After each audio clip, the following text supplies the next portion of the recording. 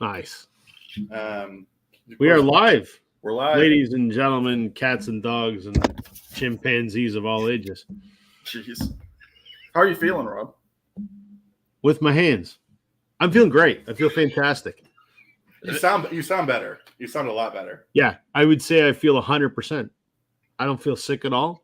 Wow. I don't have a cough. I don't have a runny nose. I don't have anything. I feel like $1 million. I'm still testing positive, but I feel like $1 million. Well, yeah. You win some, you lose most. Yes. My wife's doing a lot better. She was yesterday. She was bad. Like bad. I'm thinking if our healthcare system didn't suck so bad, I would have taken her to the hospital. That's how bad she was. But she turned the corner, and today she still looks like she got hit by a bus, but great improvement over yesterday. So, dang.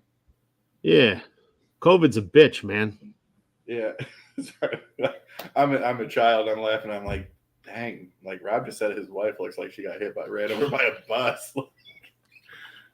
That sucks. I'm not saying that's her natural state. Well, I was like, that's a Don Rickles line. But hopefully, like some people are into that sort of thing. It's like that like the heavier the transportable vehicle. There the you more go. I'm in, Because Rickles would have that bit where he'd say, "Is that your wife?" Then he'd go. It's like influences me to start doing Rodney Dangerfield bits here on these live streams. Hey. Yeah, Alex was wearing his Hawaiian shirt before he was doing his Dangerfield. Yeah. No. Yeah. So what kind of mischief did you guys get up to today, or is that is that for the OnlyFans account? Yeah, well, a little bit of both. Sam didn't have any beer here, so we're going to do the beer list. He knew I was. I was just going to say beer and vinyl is coming to your house, and you don't. I can tell you, I could leave here and be back in 10 minutes with beer for Alex. He's been saying that for an hour, and yet here we are, no beer. That's kind of a shitty host. Beer and vinyl's coming to your house. Have some beer. We took him to a restaurant. We already had our pre-brews. Oh, okay. We did. Yeah. But the joke is, without giving too much away about what we do for like our jobs and stuff like that. But one of my parts of my job and why I'm down here is because I travel to different college campuses and educate on like alcohol misuse and alcohol and drug misuse. And so the alcohol part, speaking from personal. Well, yeah, 1,000%. I don't mean the abuse perspective, but you're a connoisseur, right? Like you should see how much I pregame before showing up to these programs, Rob. I was like, I can't get through this. Alex walks in, just fucking tank, right? I'll drink. Which is funny because you don't indulge, do you, Rob? I do not. Yeah. I did in my younger days, but I just never acquired a taste. I have nothing against it. I just never acquired a taste for it, and I'm immature enough without it, so I'm good. Well, I'm proud of you. I just, frankly, I can't imagine my life without beer. It's hard to. He's had to imagine the last 2 hours since he's been here. Seriously, like I've started. I don't know if you saw me earlier, but I was like, yeah, he was. There were a lot of scabs on the floor. You know what? I think easy restroom, man. Yeah, he went to the bathroom. I was like, you got any cleaning fluid in here, man? I'll tell you, Rob, it's been wild. We're getting along probably too well. That's good. It's weird, but I mean, it's been good. It's weird. It's weird. Like it's all right. He's still here, Yeah, right. Yeah. Did he bring a sleeping bag or what? Oh, I'm not staying here. No, he's not staying. But you're going, he hasn't left yet. I'm like, well, the night's still young. You might decide just to roll it up on the couch and, Maybe that was the plan. It's like if he actually had beer here, it would have put me in a position where I would not have felt good going back where I need to be. But he had other plans. See, I'm not even 100% sure that he's actually staying at the hotel because he was just kind of loafing in the lobby when I got there. And he's in a rental car, so I think he was just going to drive around town and just kind of do his thing until tomorrow morning. Look, I am not going to miss that free hot breakfast tomorrow. Is it Continental? I hope it's not Continental. It's Continental Plus. Like it's hot. You can microwave a croissant and have some orange juice from a can. Some places that's a luxury. Yeah, true. Around here. Yeah. I think very true. You're gonna start. If I don't, send me some brunch recommendations. Need them. Rob, what are you up to tonight besides hanging out with all your friends on YouTube? Well, and that's the line I just used. So obviously my wife has been in bed for like 3 days. No. And even though I've had the COVID, I've been entertaining my 7-year-old and trying to keep him safe from said plague. And I got him in bed, got my wife some food. And I said, "Do you need anything else, honey?" And she goes, "No." I said, "Good. I'm going to go play with my friends on the internet." And she goes, "Good, go." I love when our partners are supportive of our hobbies. I don't know what that's like, but do you know what that's like? Right now, Alex and I are partners for the next couple of days. Well, you're a handsome-looking couple, guys. But it's just funny, like the perspective here, because Alex is sitting back on the couch and I'm up front. Like my head looks massive, and it looks like Alex is like my little. Yeah, but you always look like you've got a big head. I do have a big head. I don't know if you ever remember this comment, but for the longest time before I was in the VC, for the longest time I was like, this would keep me up at night, Rob. I would say, this Sam St. John, I don't know if his head is that big. Or if his neck is that skinny. You told me that like several months ago. And I still don't know. No. Even up close in real life. I'm like, I can't. I'm going to go walk around my apartment complex and leave Alex and Rob to host. No offense, but your whole neck to head shape reminds me of a golf ball on a tee. Like, it's not him saying, "Oh, you're much more handsome in person," or you're a cooler dude. Whatever. It's probably a good idea you don't have any beer there, Sam. Oh, this would be bad. Well, I'm surprised we're not asleep, because the food that we consumed tonight would, it would.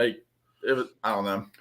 He took me to a nice, authentic Italian restaurant here in Central Virginia. Southwest, yeah. Southwest. Mm-hmm. Very authentic Italian, romantic. The whole thing. And, you know what? I'm not a restaurant guy, but I'm in sales, so that's part of the job. And I work for an Italian company, and the owner of our company is the 5th richest man in Italy. And my boss is Italian. Number 1 is Little Caesar. And thank goodness he lives in North Carolina, so it doesn't come up that much. But every time he comes, we go to these authentic Italian restaurants, and they're expensive. And I don't give a shit. It's not my money. The company pays for it. And I may sound ungrateful, but I am so fucking sick of authentic Italian restaurants. Well, you would have loved it. What is soundbite? By the way, it's just gonna end up somewhere. Like, oh, you're gonna end up on like the who are the people that do like the parodies of, like, because Glenn has a parody now, so it's gonna end up, they're gonna be like, Rob at Northern Revolution, and they're gonna edit it out. It's just gonna be like, I fucking hate Italians. And it's just gonna be Rob at Northern Revolutions has lost it. Just cancel. Rob's a racist. Like, oh man, over here, what's going? Shit, you may be right. But the the place is known for their calzones, but a specific calzone that is just stuffed with. Let me put this into perspective. So the last time my boss was in town was 3 weeks ago. Ooh. And we go to this Italian place, and dinner for 4 of us was $1,200. Jeez. Again, I'm not paying for it, so what do I care? Yeah. I'm just trying to find. So this is a picture of my boss, and what he's reading here is the wine list. That's the wine list. So is that like 2 binders, 3 binders? That's 1 binder. This restaurant has the largest wine cellar in Canada. They have 7,000 bottles of wine on site. And it was just, we go to these places all the time, and I'm like, oh man. And dinner with my boss, it's not an hour and a half. No. 4, 5, 6 hours. And I'm like, Jesus, Murphy, I just want to go home and go to bed. And you don't drink. And I don't drink. I was like, that might be the time to start. Like, yeah. Rob doesn't know if he loves the Olive Garden. He's only ever been there once. David, if you want to join us, I'm going to throw a link up here. I was just watching your Beatles review of the Red and the Blue, the one review that I was looking for the most. So Mine hasn't shown up yet. I ordered it, but I just got the notification today that it's shipped. So I don't know what that means in terms of when I'm going to see it. feel free to join us, David. 1,200. Did that provide an after dinner dessert? I did not have a dessert that dinner, believe it or not. Nor did I drink any wine. But you'll notice that dessert is in quotation marks there. Yeah, true. I think, True. Yeah, there's a I think my steak was $250, something like that. And it was a beef tenderloin. It was like this big, like smaller than a hockey puck, but it was $250. Was that the last time you were in Vegas? Is that when you went? No, that was here in Toronto. Oh, yeah. Yeah. No, the last time in Vegas. Holy Jesus. you all My boss is the can't at the moment. All right, Dave, no worries. We were in Vegas for the trade show. My boss likes to throw a rather extravagant party, and we stayed at the Palm, so they have this like rooftop bar on like the 65th floor or whatever of the Palms, and we rent the whole thing out. We had like 300 people there, and it cost the company like a couple $100,000, and it was just absolute insanity. And I'm just like, that part of the job is like, oh my God, I just want to go to bed. I'm not into the socializing and the entertaining. No thanks. No. See, the bitter person in me sees all that, and I was like, y'all been telling us you can't give us more money because you ain't got the money. and then they're like, here's your $500 hockey puck steak. Right? I would have taken that in a gift card. I would have too. I would have bought a hell of a lot more than one steak with it, right? Right. Put one in your to-go Tupperware. Yeah, exactly. Jesus. Would have bought me a lot of Tim Hortons. Do y'all have a Buca de Beppo up there? A what?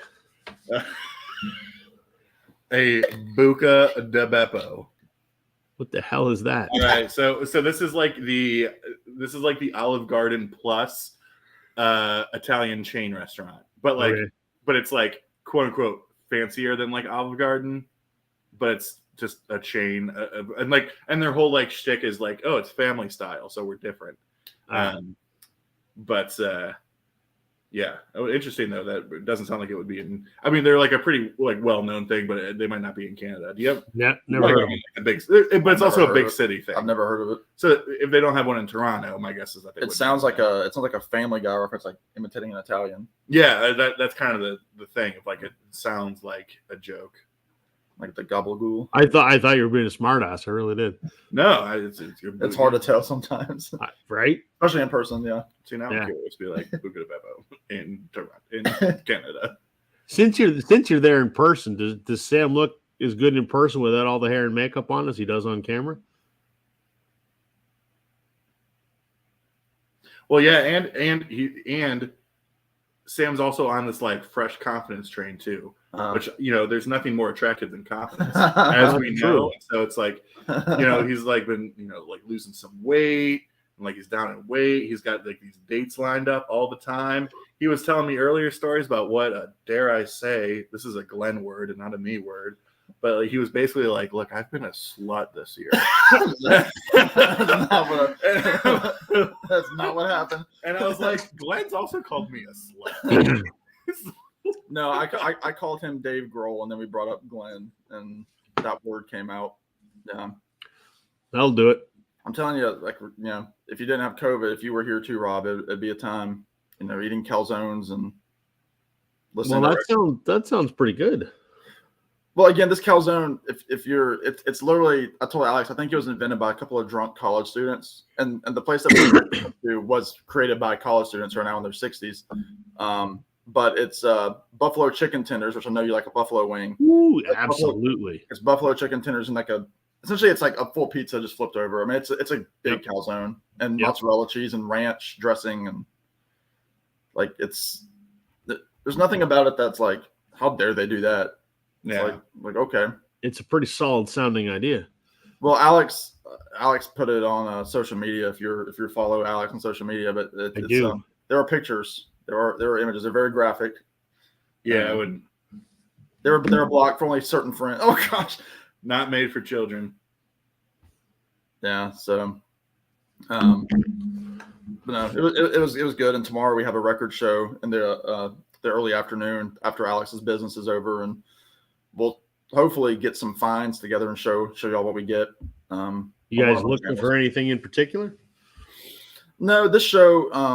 The name of the show is Greg Neal, and he does a lot in like the Southeast. I think he does shows.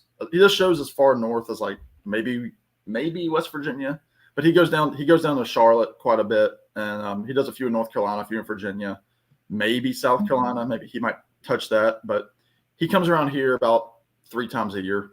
Oh yeah, and the one record store here in town, they have a booth. And then, you have all the collectors that show up. It's only $2 to get in. And every time I've gone, I've walked away with something. We love an ice machine. Ice machine just went off and scared. I love that. people. I got that same. God damn it! Is it gunshots going off outside or what? Yeah, we're packing heat up here. Well, it's funny you mentioned that because that was joking of like he sent me like the Facebook event of like the show itself, and the first line was heavy metal, psych, and prod. And I was like, Sam, that's great for me. I was like, what are you gonna do? Yeah. I go you'll buy something, yeah. I'm sure. I stand at the door, pretend like I work there to get everybody's $2. There you go. Yeah. Yeah. Well, it depends. Nice. Record shows are just, I was telling Sam earlier, like, at least in my experience, like, there are these private dealers who have these collections, and typically, and they always have good stuff. It's never a question about how good the stuff is. In fact, if David's watching, like they had a very, very similar rhetoric after their Austin record show thing of like, no one questions the selection or like the good stuff that you have, but the prices you are all asking, it's like, in what world are you living in? Like you would think like if you're a private dealer and you have this thing, we have the technology to check on site how much these things are worth, or we just know how much they're worth. Yep. And you would think that it would be that type of environment that you would get better prices.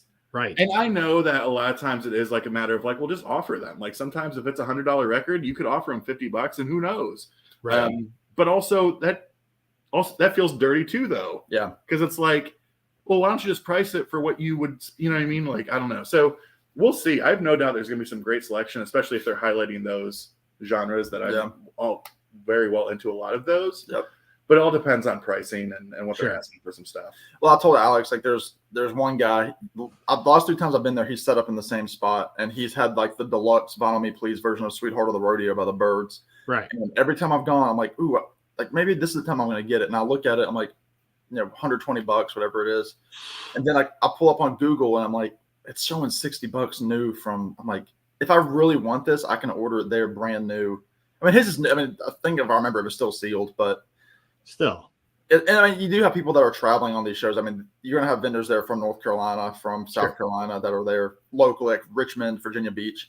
And like, again, the local guys that come in. But again, you do have to do a little bit of research. I mean, there were some things like I've picked up, like I picked up the first Paul Simon, well, his official first debut, not the Paul Simon songbook, but like his self-titled. And I got that, and I'll probably pay like $2 or $3 more than I could get it somewhere else. But I'm like, I'm here. Yeah. What's your your time's worth something, right? So and a lot of, I mean, obviously like a lot of record shows. I mean, a lot of it's like cash only, or like a lot of them do like the Apple Pay and that sort of stuff. And it's gotten better over time with the card payment. But I remember the first time I went, because that was like we still don't tend to do that at record shows up here. It's still almost always cash. Venmo ever? See, I don't, because I've only had Venmo for like 5 or 6 months since I started getting into gigs. I wanted it for tips, but I think some of them do Venmo. Yeah, and I know like PayPal. I think a couple of them do PayPal and stuff like that. Apple Pay, or like Google, like the new Google Pay as well. So you can just tap the phone. But yeah, I mean, it depends on the vendor. I mean, you have the old school grumpy old dudes that are there, that are like $30 cash. Well, and I mean, you make a good point, because I feel like we are probably going to be not the popular demographic there. Mm-hmm. And so I think there is probably an element too of like, like the social dynamic between like some of these like older dealers who have been doing this since we've been in diapers. You know what I mean? Like 2 years ago, you know? Yeah. Meanwhile, like Fat Alex and Sam roll in there, and we're like, yeah, but we got a YouTube channel. It's like Combined, we have about 1,000. Yeah, about 1,000 subs. I could just, brothers, you know. I could just see you guys busting into the record hall, and you're looking around, and you're like, "Why is no one cheering? Yeah, no know one's who we cheering. are. Do they not know who we are?" Yeah. Well, and you know, and my thing too of like some of those genres of like the things I like that I'm looking for that would be on like my want list on Discogs or something. It's like, you know, it's like I get those emails daily if something pops up, and if it's the price I am great with, awesome. But rarely do I do it because it's not what I want to pay. Yep. And so if I find one of those records there for a price I want to pay, well, sure, yeah, but I'm not going to buy it for the price that, you know. It's like, but a lot of the stuff I'm looking for is like pretty like deep cut, like rare odds and ends type stuff. Yep. Like I don't need another Led Zeppelin 2, or you know, like I don't, you know, unless, you know, the other thing too is like sometimes you can come across some really cool stuff. Like I think it would be awesome to have like some original UK Beatles presses. I don't have any. Like, do I have way too many of like the Beatles records? Yes, but like I don't have any original UKs, right? Yeah. So You know what? As someone who does have them, get them. They sound great. Now it's hard to find them in great shape. All of mine, and I have all of them except I need White Album. top loaded, right? Yeah, I need a White Album top loader. I need Yellow Submarine, and I need Let It Be. I have everything else. Wrecked them. Yeah. Damn near killed them. What? We've been making old dad jokes all evening. Yeah, it's just not. This is terrible. Anyway, sorry. Finish my thought. We're just giving you a taste of what you're missing. You should come on down. Yeah, me and my COVID will just hop on a plane. I'll be there in a couple hours. Yeah, they don't care about that anymore. Anyway, all of mine are in, you know, like VG condition, because to get anything better than VG and even a second or third press, you're paying hundreds of dollars. Yeah. They're stupid expensive. But I'll tell you, when I put on my Sgt. Pepper mono and it's a first press, it sounds so good. Yeah. So good.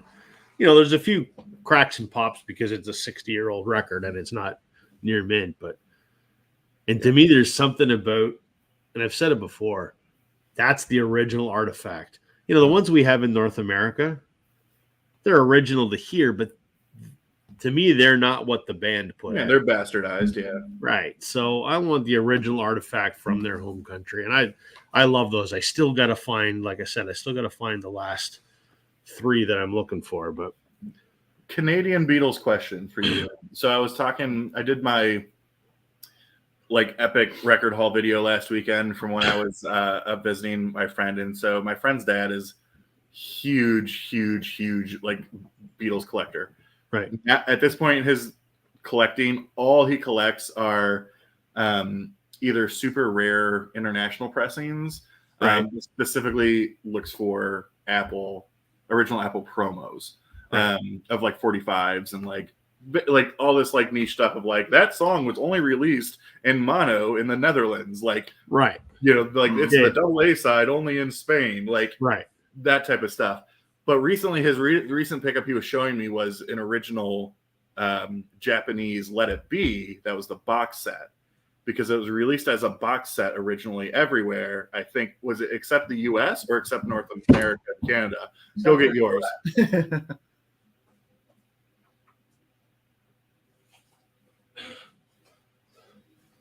Because of course I have one.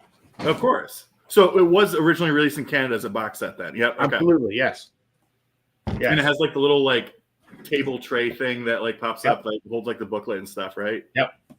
I don't dare open the booklet because they were not well made, and my book is still pristine, and they're very prone to splitting, and then the page just coming out. So I don't even open mine. It hasn't been opened. Like I can take it out of the. It just like disintegrates in your hand when you open.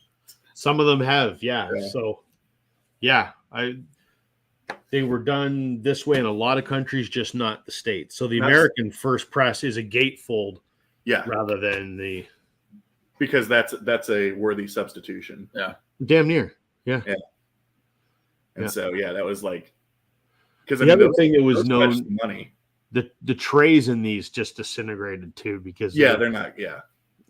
And in fact, my tray is not original. My tray is a reproduction, but you couldn't freaking tell the difference. It's made of exactly the same card stock and whatever. So Other personal question, you don't have to answer it, but like other than your butcher cover, like what is the most, like, according to like Discogs, what record in your Beatles collection is like the grail? That's a good question, man. Well, I can start sometimes. Let me look. I haven't looked at this in ages, so Like a let me see. Half the time. I'm just pulling it up as we speak. So, are you a Discogs guy? Oh yeah. Yeah. I've probably got like half of my stuff cataloged. I call it Scogs. The Scogs. This is like a very craft. It sounds like a craft beer. Oh, I was thinking it sounds like a bad punk band, which is just a good punk band. Right. Yeah. The Scogs. Like, they're so bad. Like, that's what makes them great. What would it be? It would be 2 G's in the band, like SCOGG. Yeah. Yeah. What is the Peanut Gallery? What are the 2 guys out there? Cardboard head guy. He's always got something to say. I'm trying to see here. How many do we have on, Rob? We have 3. 5. You know what? We're competing with the Jazz Bums, though. We have the same. There's no contest there, eh? No.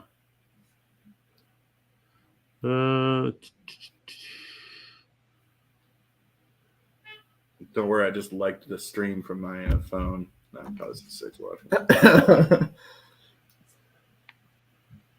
I mean, I shared it on my page, so we should be getting, hundreds. But yeah, I've locked Rob in to a mode. You got. I'm tunnel vision now. Yes, I'm laser focused. Do you know those Let It Be boxes fetch at least a few $100? Yeah, you can generally find them up here for about, $200, $250 depending on the condition. Yeah. According to this, my butcher covers, 1,000. My butcher covers roughly 1,000. I think that's a little high based on condition. So what's the next one here? Let's see. Because yours is a third state. Third state mono, yeah. I bet you it's gonna be Let It Be Naked. It's gonna be the next one. Because I'm ignorant toward that. Did the butcher cover, was it just a one press kind of deal, or were there actually 2 presses? No, I think so. They did them. And it's been ages since I knew all the facts about it when I was in the market for one. They did a mono press and they did a stereo press, and the stereo was much rarer, and the mono, as I understand it, there was 3 different pressing plants. There was LA, Jacksonville, and I don't remember where the other one was. So one pressing, and I think they did, and I don't even remember the numbers, a couple 100,000, of which all of them got recalled. But how many? Who knows how many first states stayed out in the wild and didn't make it back, and a bunch were destroyed. And I would imagine there's probably, I don't know, probably 50,000 copies, I guess, that probably survived. I don't know how many would be out there nowadays. They're not. I know a lot of them have gone at like auctions and all that type of stuff. Yeah, that was when I first started collecting in like the mid 90s. That was I'm never gonna have one of those. Mm-hmm. And I was dating a girl, and her dad had one. Allegedly, he never let me see it because it was locked in the safe deposit box. And I'm like, shit, I'm never gonna have one. And then when I got to the point that I had enough disposable income that I could drop a couple $100, it was before the vinyl craze hit. I think I got mine in maybe 2009, just before the vinyl resurgence started. Yeah. And, not a lot of people were going crazy on eBay yet. and I just lucked into an auction where I think I was about 150 or maybe $175 for it. Oh, that's nice. It's pretty good. Yeah. So, and I didn't care what condition it was. I didn't care whether it was stereo or mono. I didn't care whether it was second state or I'm glad it's a third state. I mean, first states which have never had a slick on them, those are almost they're impossible.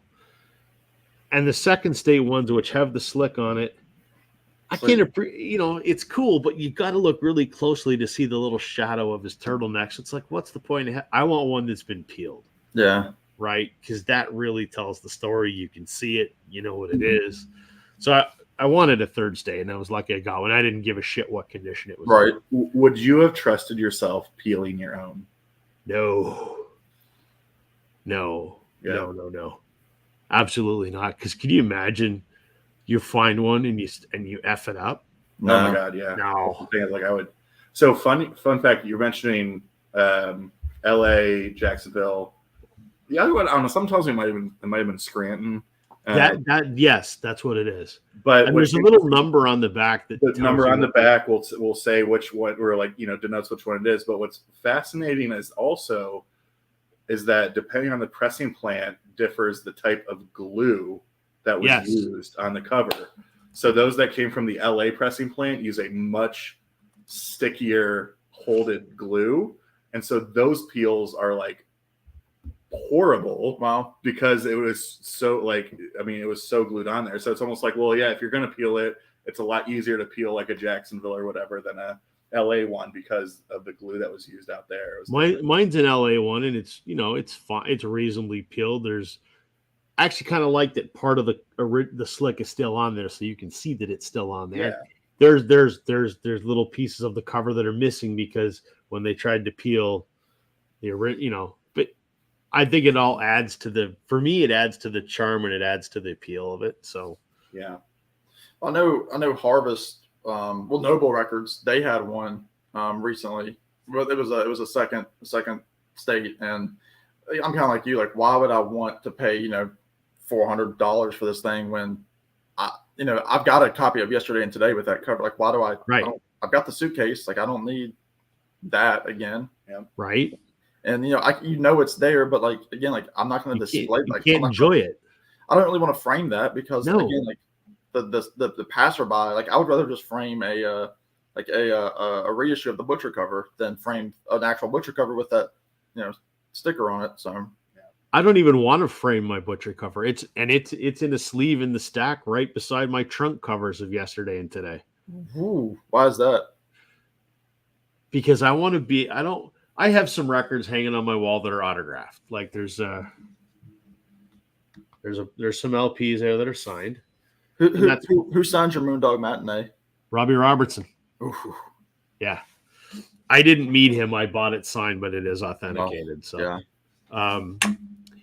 But these are here and I look at them and it's fine. But I want to be able to pull my butcher cover out and just kind of hold it in my hand and kind of look at the babies. Yeah. And sometimes I'll take segments of my Beatles records out and I'll flip through them and I'm like, oh, there it is, So I don't play it because it's in rough shape, and I have better copies of Yesterday and Today. And frankly, I don't play Yesterday and Today at all to begin with because I like the UK versions, but I like having it there. I don't want to hang it on a wall. I mean, that's a great point. Like, I don't, my assumption is that people who want that record don't want it to play it. No. So it's like, no. I wouldn't even care less about what condition the disc was in. Yeah. I don't. Don't even give me the disc. I don't care. Yeah. Who cares if there's a disc in it? Put it different. Because you can Frankenstein that easy before you can Frankenstein the cover. Yeah. Yep. Just get a first press of it and put it in there.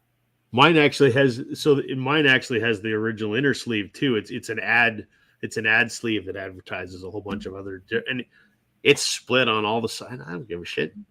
Have all the pieces. It's there. Have it in a jacket, and I can look at it.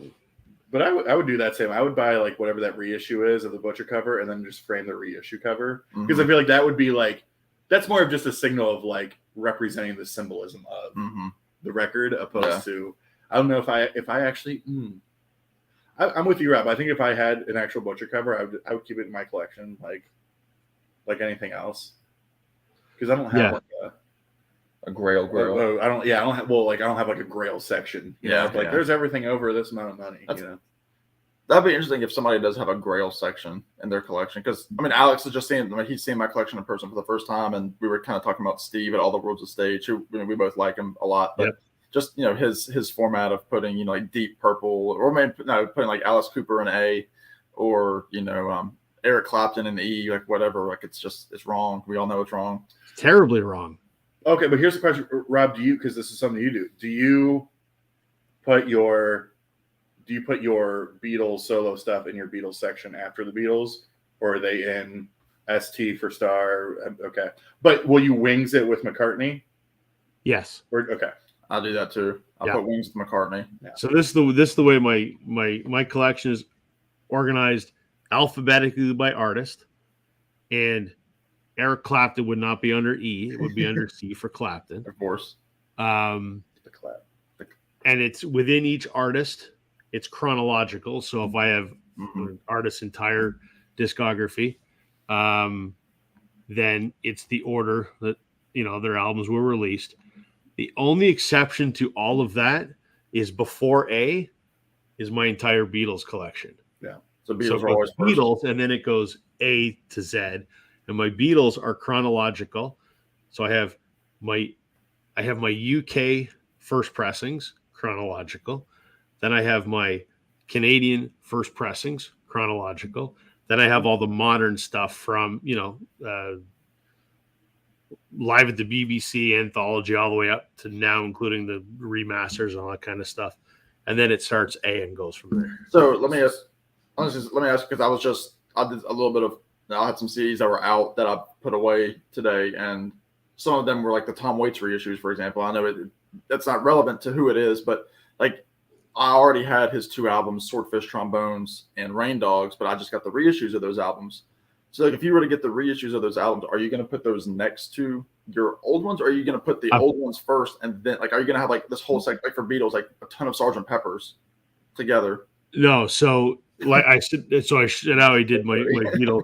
So I have my answer too. I put the reissues of anyone other than the Beatles. The reissue goes beside the original. So, for example, Bryan Adams' Reckless. I have the original 1984 version, and then right beside it, I have the 2015 or whatever it is anniversary issue is right beside it.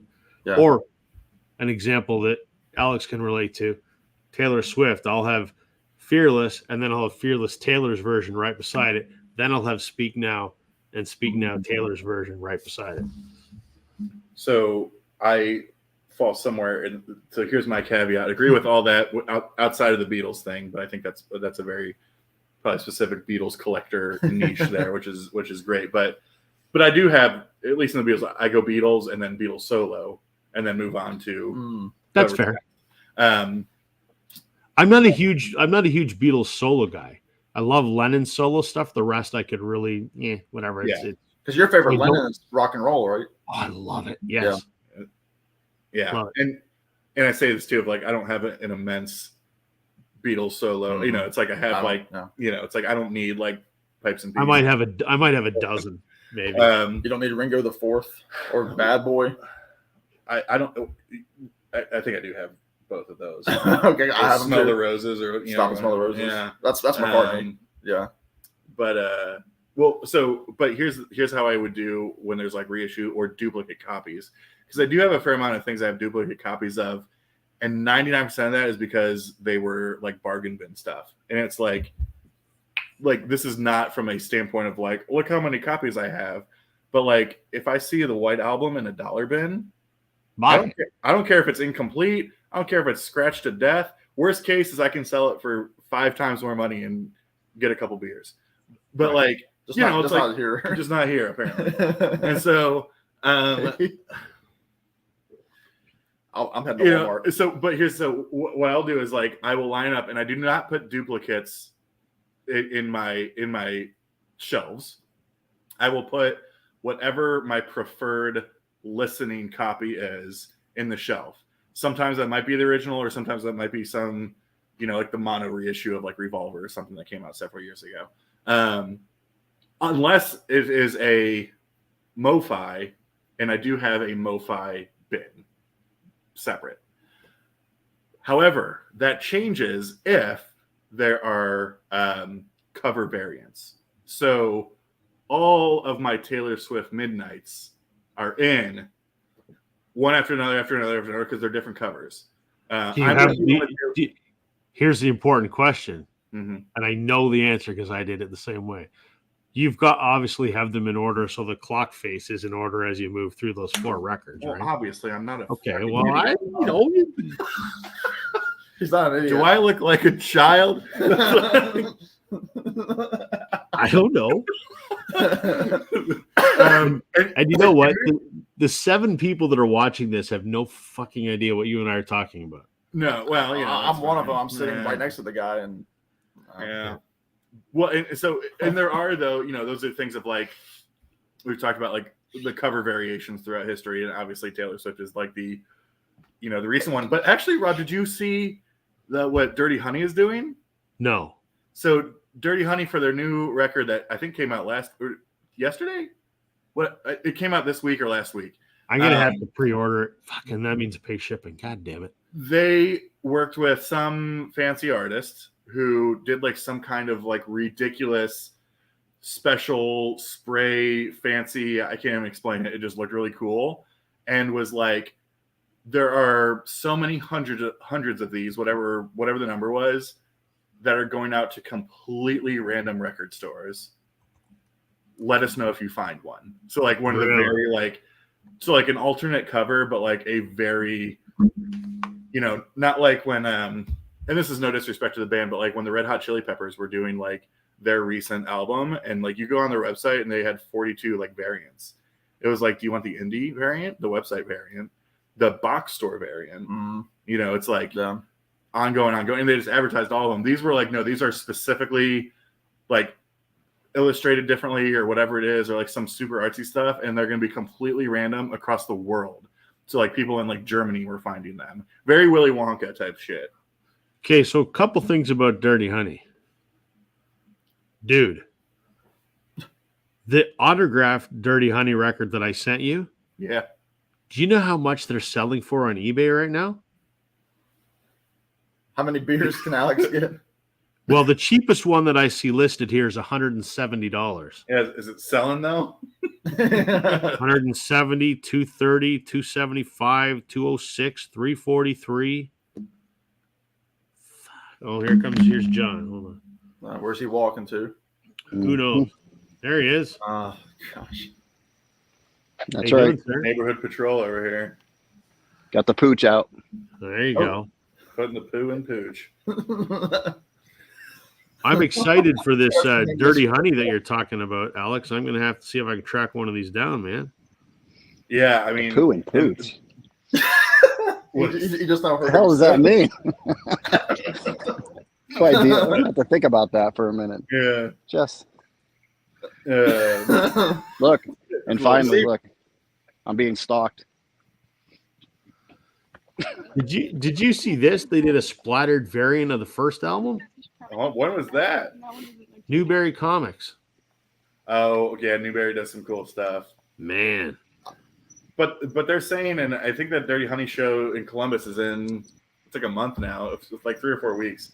But they're claiming that they're still going to be selling their new record at the merch table signed. Oh, that's cool. But we'll see. I think a lot of times when bands do that, though, like they'll only do a set number per show. So it's like you got to get that early and buy it. And then, of course, sit there and lug a record around for 4 hours. Oh, I hate doing that, but it's something. Spill your beer and shit all over it or whatever. Well, see, I was very lucky because I saw Nick Lowe on Wednesday. Wednesday, and I got there. The show started at 7:15. I was in the merch line. Oh, the show started at 7:30. I was in the merch line. I bought my T-shirt and my record. 7:15. It's a small venue downtown, and I was like looking at my watch. I was like, I have time to run in my car, drop the stuff off, and come back in because I can. Where you entered is not where you scanned your tickets. So I was like, I'm going to do it. So I did it, and I was in and out. I'm like, I'm so glad I have to do that because the venue gets hot. You don't want this record like on your lap, and especially this time of year, like when they turn the heat on. and you're arm to arm with somebody, and you're like Alex was saying, like you worry about beer on your shoes, you can't put it on the floor. Yeah, just it's a whole thing. Or God forbid you put it down and forget it. Like I mean, I could always. Or some jerk beside you, like walking out, steps on the corner, bends it, whatever. I've had a couple concerts where both of them are hanging on my wall. Two bands that I like, they've had like large tour posters that you can buy, signed by the whole band. And I'm like, damn it, I want one of those. So I bought it, and then you got to lug this goddamn poster around for the next 3 hours. You're trying to, hold it and not get damaged during the show. And I'm like, was this worth it? And then you're like, well, I can look at the poster for the next 30 years, so I guess so. There's a puppy. Hey, dog. That's Layla. Layla. Good name. A good name for a song, I think. Yeah, it might work. Good name to break up a marriage with a beetle. Yeah. Layla, what do you do when you get lonely? Cry. What do you do? She cried. We both know this. She doesn't answer. She only talks for money. Don't we all? Yeah. The only reason Alex got together with me because there was some greenbacks, under the table. Yeah, I knew somebody's getting paid in this deal. Well, I mean, in a way. Well, yeah, kind of. This is work. He's here on work. You can see, he clocked in to the apartment. You can tell. I'm wearing the cord zip and everything. Are you just signing the check over to Sam this week? Is that what's happening? Yeah, kind of. It worked out really well. This is the first YouTube, like VC like meetup, quote unquote, whatever for me. So that's cool. All downhill from here. Yeah, he couldn't have picked anybody better. This is the standard now. Yeah, but John, still, let me tell you, not even 3 weeks. It's like 16 days. I'm in Tampa. Yeah, we'll have to figure that out. 3 weeks. Okay. Yeah, we'll have to exchange info somewhere. Yeah, there's probably nowhere we could do that. I don't know how we would do that. I don't know. We can't figure it out. I'm like, I'll have your people get with my people. They'll. Yeah, my people, they're a little rough around the edges, but they're okay. Yeah. Orlando's about an hour from Tampa, isn't it? Hour and a half. Hour and a half. Yeah. Because I remember like probably 15 years ago, we were in Orlando. A bunch of our people went to Busch Gardens, and they left Orlando and went to Tampa. I didn't because I was like, I can go to Busch Gardens here. Yeah, Busch Gardens is a little bit off of there. You got to travel in, but Williamsburg. Yeah. Oh, it is Williamsburg. Yeah, my fault. Newport News is an extra hour. Yeah. No, I like that conversation you guys are having about the how you organize your records, and I never thought about that. Maybe keeping the duplicates out of there. I think I kind of like that idea. Well, and I say, it's purely space related. Like my bins are, that's the thing. As a Toyga, and so I can't be having these I can't have these duplos in there. How big's the collection, Alex? That's a personal question. wait till the second date. Yeah, I'm not the one dating him. He's sitting on your couch. Yeah, which is funny because he was just saying he's like is this the couch that Glenn sits on? He's like, I feel like I'm sitting with Glenn. Yeah, getting a little too personal. He's still Alex has more clothes on than Glenn did when he was here. Glenn was sharing a lot of leg. Yeah. If it wasn't for that banjo in his lap, it'd have been really bad. Yeah, it was like the olive leaf in front. Yeah, yeah, yeah. To answer your question, Rob, about 2,500. Wow, that's pretty good. That's big. Really? Don't you really? Here we go. But here's the thing: I say this with a caveat of what you want to see it. Oh my God, this is going south. Yeah, you got it's after 4 guys with maybe 6 people watching, and this is what we're talking about. That's good. Friday night. Yeah. Sorry, guys. We're going to take this to a private chat. I'm going to try and right the ship here. Are you going to do a room tour at some point, Alex? No, and that's the problem. Like, I'm in a 1-bedroom apartment, and so like there is no room tour. Oh. It's like, here's my bedroom, and then another stupid IKEA shelf. That's me here. Like, here's my kitchen. Oh, look, another stupid IKEA shelf. Like, there's no real room tour. It's just, and it's also probably the only reason I haven't moved yet either. It's because I'm like, you know what? I'm not moving that shit. Oh, moving records sucks. Yeah. So. Yeah, you don't want anybody touching them. You don't want anybody Nope. boxing it. Nope. And I think they're Chance took heavy and his it's stuff. a lot of work. Yeah, didn't Chance do his stuff like individually, like Yep. Yeah. all on his own? Yeah, Yep. because he just moved up to what, like Omaha or something? Who, Chance? No, Yeah. he just moved elsewhere in St. Louis. Yeah, just a better location. Oh, well, never mind. I thought I heard he moved to Omaha. But No. that might have been a joke, and I fell for it. I don't hang out with those crowds. Mm. Mm, He's just here at my place. this is the crowd. Mm. We're the in crowd. What Rob, do you try to keep your collection to a certain number and then just purge the rest? Because like Glenn was just talking about that the other day on his channel. He said he's got like 350 records and kind of keeps it there. Really? That's it? Yeah, he just That seems light. he doesn't have because he sold all the stuff because he kind of flies by the seat of his pants. Or Yeah. he gets to a point and he just sells it all, and then like before he started his channels, when he was really starting to collect again, that's kind of what got him back into it, was watching YouTube. From what I understand, I mean, he might correct me if he watches this later, but he kind of keeps his CDs and records to a point like where they look on his shelves, and after that, I mean, he trades all the time for sport credit. Yeah. I don't do CDs, so my CD collection is unchanged from what it was 15 years ago. And my vinyl records, it's always a constant acquisition. I've never sold a record. I've never given one away. I've never purged. No need to. There is a small section at the very end of, I think there's 6 records, which I could get rid of because either it's a duplicate or I don't know why there's like 5 records there that I don't need and they're just sitting there. But Yeah. no, I don't. I'm not concerned about limiting it to a certain size. I still have 1.5 cubes to go, and I don't fill my cubes completely full. I leave about an inch so that they're not all jammed in there. So that if I do get a new record, I don't have to move everything down. I only have to do that once every couple months, but I don't want them all jam packed. And I'm like, I got a new one that goes in B, so now I got to move one record down. That's the thing, talking about record shows, because again, I don't know how early you hopped on, John, but Alex and I are going to one tomorrow after he finishes work. So many of these guys put those records in like those plastic. Oh, you can't even flip through. Oh my God, yeah. For me, I'm like, there could be 6 butcher covers in here, but it's not worth my time to reach down. I won't look through them. It's ridiculous. Nope. Yeah, there's a guy at the Orlando. I don't know if I filmed him or not, but I saw him in the Tampa show, and he had 20 boxes out there or more, and you couldn't even pull them out to even see what was in there. And I was nice. I mentioned it to him. I said, hey, just from a buyer's point of view, I can't do this, and I think you're going to have a problem with this. And he was probably like the weakest table there. Yeah. So I see him in Orlando. He travels all the way to Orlando. Same thing.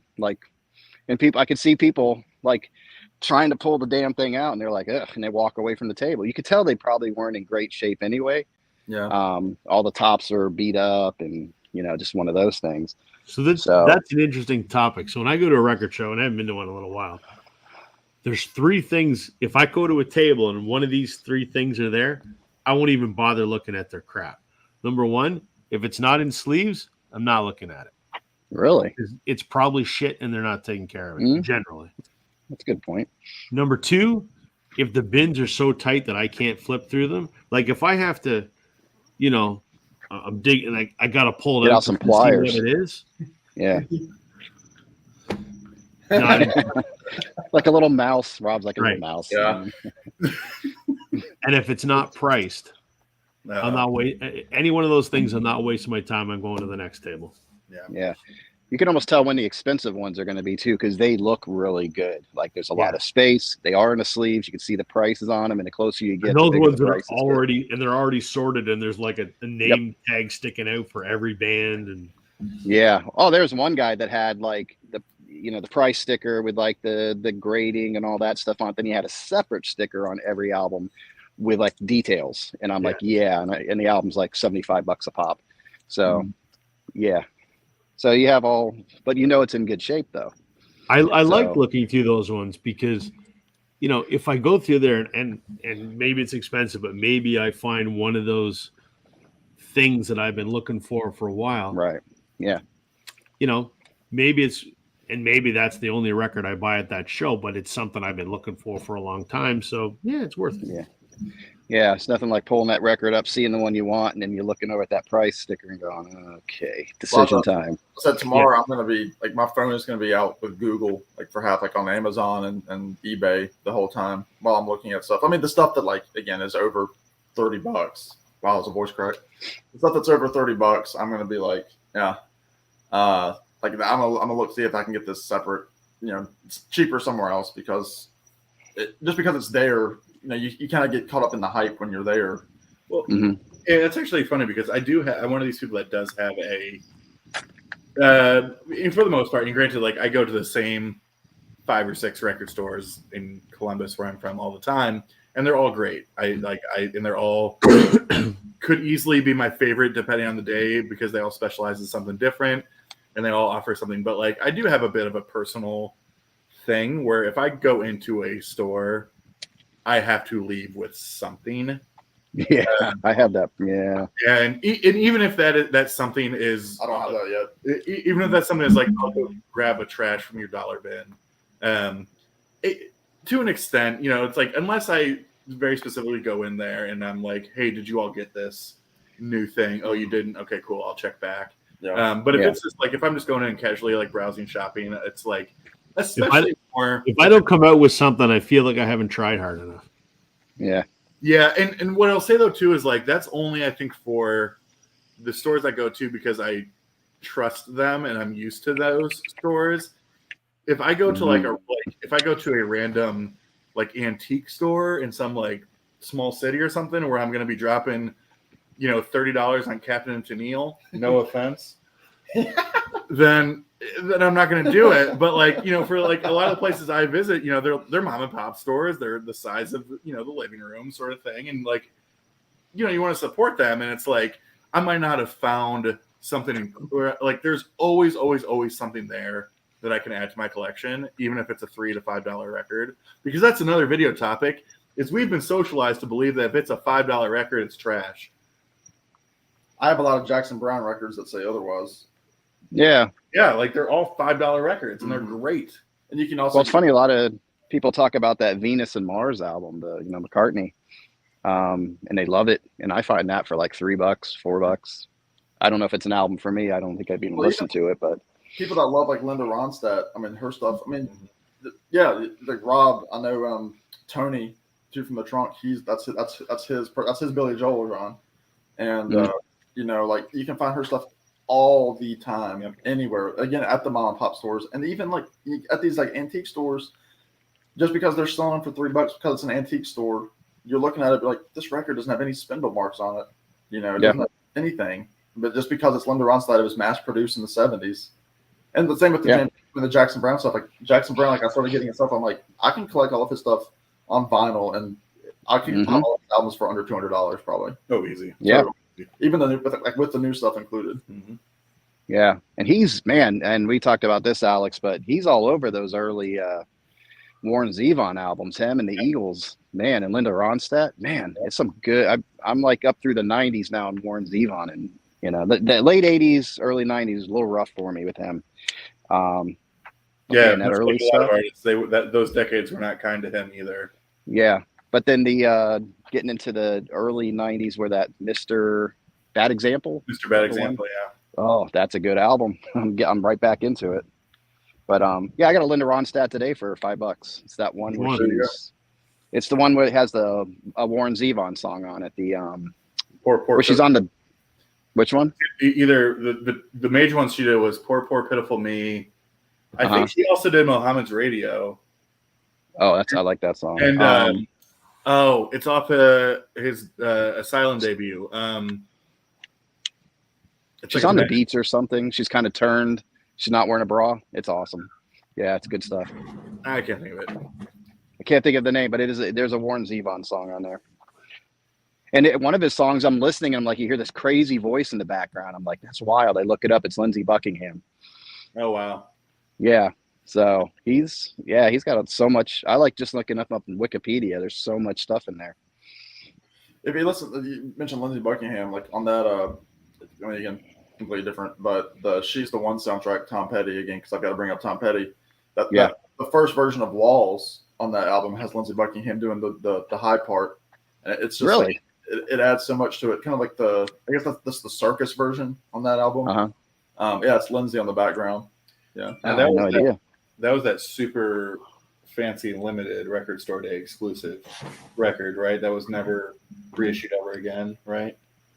Oh, She's the One soundtrack. That was the one, right? No. Or Angel Dream or whatever. Angel Dream was Angel Dream. Angel Dream is a remix of it as like a completed record. Like, but that was the joke though, is that when they did Angel Dream for Record Store Day, and it was like, and then now it's like you might have. Oh yeah, it's everywhere. Barnes and Noble had it. Was an exclusive, right? It was an exclusive with the blue vinyl for Record Store Day, which is the one I have. And then because I mean, then they're like a week before Record Store Day, they're like, oh yeah, we're also releasing this on black vinyl and on CD. So it's like you can get it wherever you want. Like the same price as a normal Tom Petty, album. Yeah.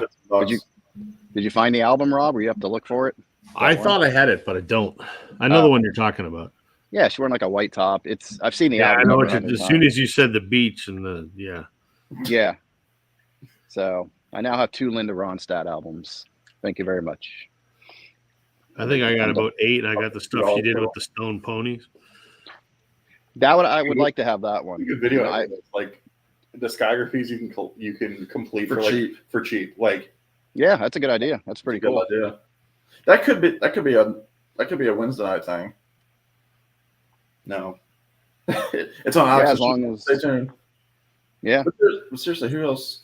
Well, I mean, like, this is not a band that you're going to be into, or anybody else probably. I'm depending on John here, but like another band that you can, this is a band where to me it's like their first 5 records are amazing, right? Like they're just like so solid, so good for the genre itself. Hasten Down the Wind. That's the one. Hasten Down the Wind. I was going to say that. That's it. That's yep. Yeah. And alcohol. Yeah, it's a great song. I love that song. We're gonna get it. We're gonna record all these and get a greatest hits of you. Dude, you didn't hear me doing karaoke on Wednesday night because you were with womp womp. Probably discography you could collect for cheap. But but for me, it's like you could complete the first 6 or 7, 10 records that are all great in my opinion from Kansas, and they're all $3. All $3. I could almost say that about Elton because he had such a deep downward spiral for me after Blue maybe Moose. Somewhere after. Yeah, Blue Moose I can't do. I can't. No. And I know you just got that, Sam. Sorry. Yeah, but my dad just gave me the reissue, the 2017 reissue. But yeah, there's one song off there I like. Well, actually, I mean, to bring in John's Boy for a second, like even on CD, like all of the Billy Joel albums you can get at Barnes & Noble for $5 on CD. Every single one of them. Well, there's a lot of major artists you can pick up for that price. I was amazed by it. I mean, even like remastered versions. Well, even like the first 7 or 8 Bob Dylan albums, like you can get like 61 and that's Nashville Skyline off for like $5.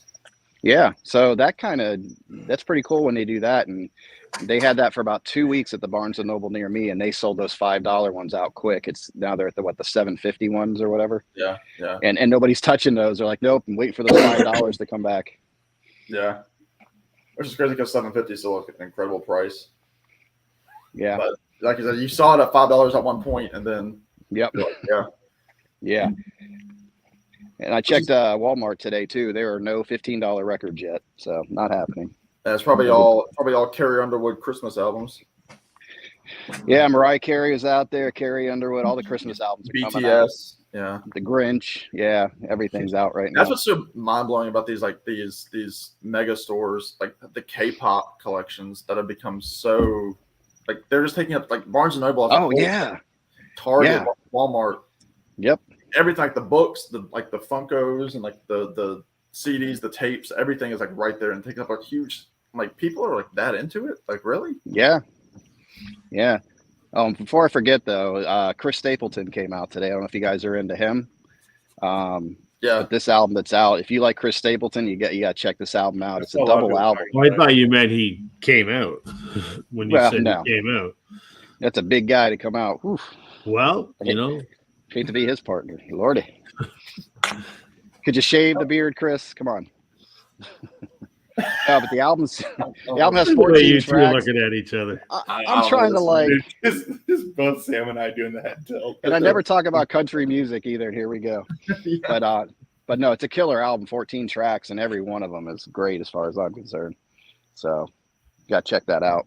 Speaking of people you're a fan of, John, I'm right here. Did you hear the announcement this week? Sheryl Crow's finally got a new studio album coming out, and she said she'd never do another studio album. I didn't know either of those facts. Cheryl Cash grab Crow. Well, there's a good one right there. She probably had 5 good solid albums in the beginning, right? Up to 4 or 5, and then it kind of got sketchy. But she had some killer stuff in there. Oh, those first 4 or 5 were amazing.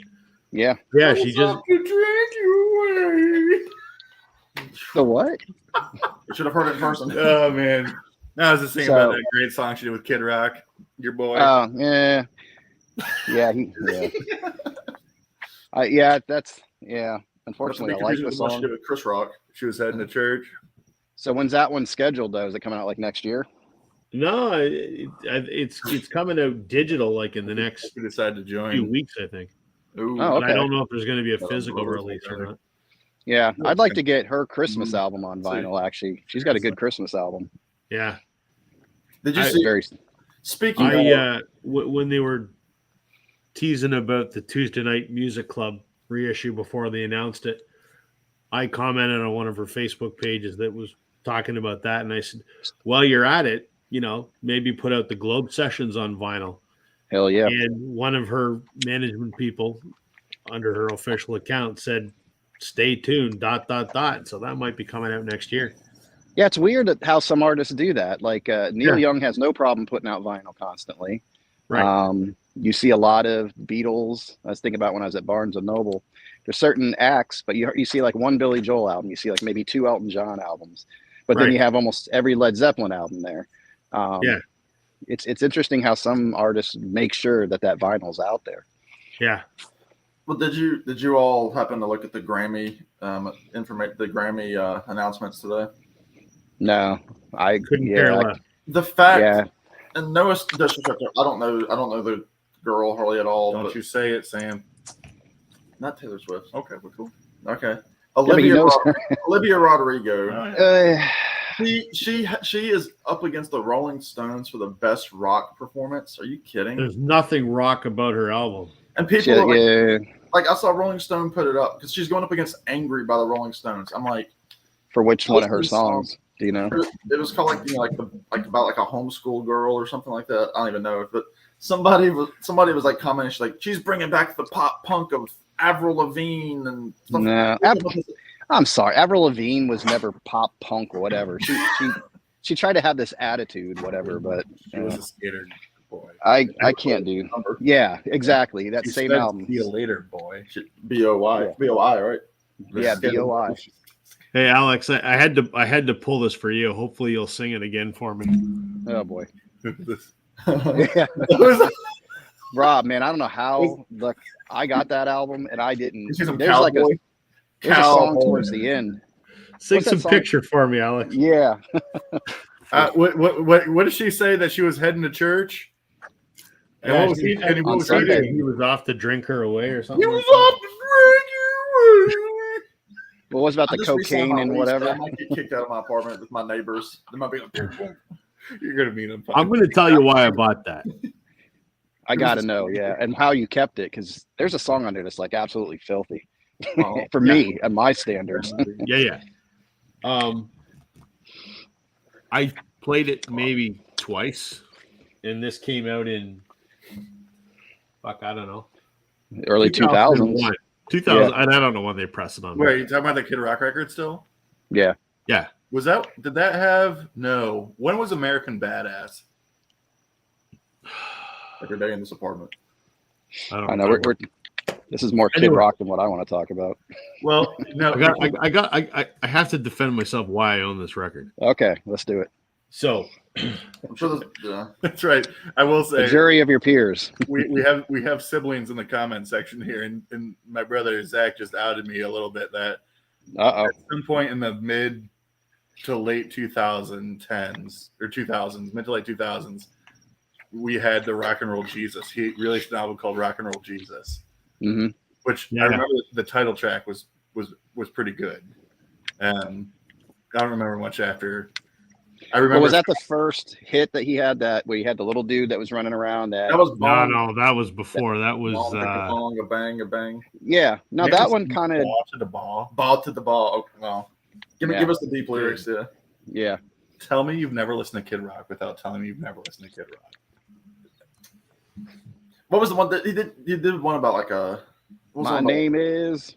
about- My name is Kid. That's the same song. Yeah. Yeah. What's the one where he's talking about being like a rock star? I don't want to admit this, but I do own more than one Kid Rock record. Oh, you look only at on that one Rob 'cause outing Never himself. Crows movement.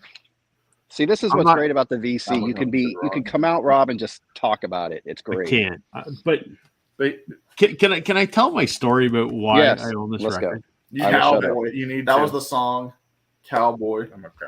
All right.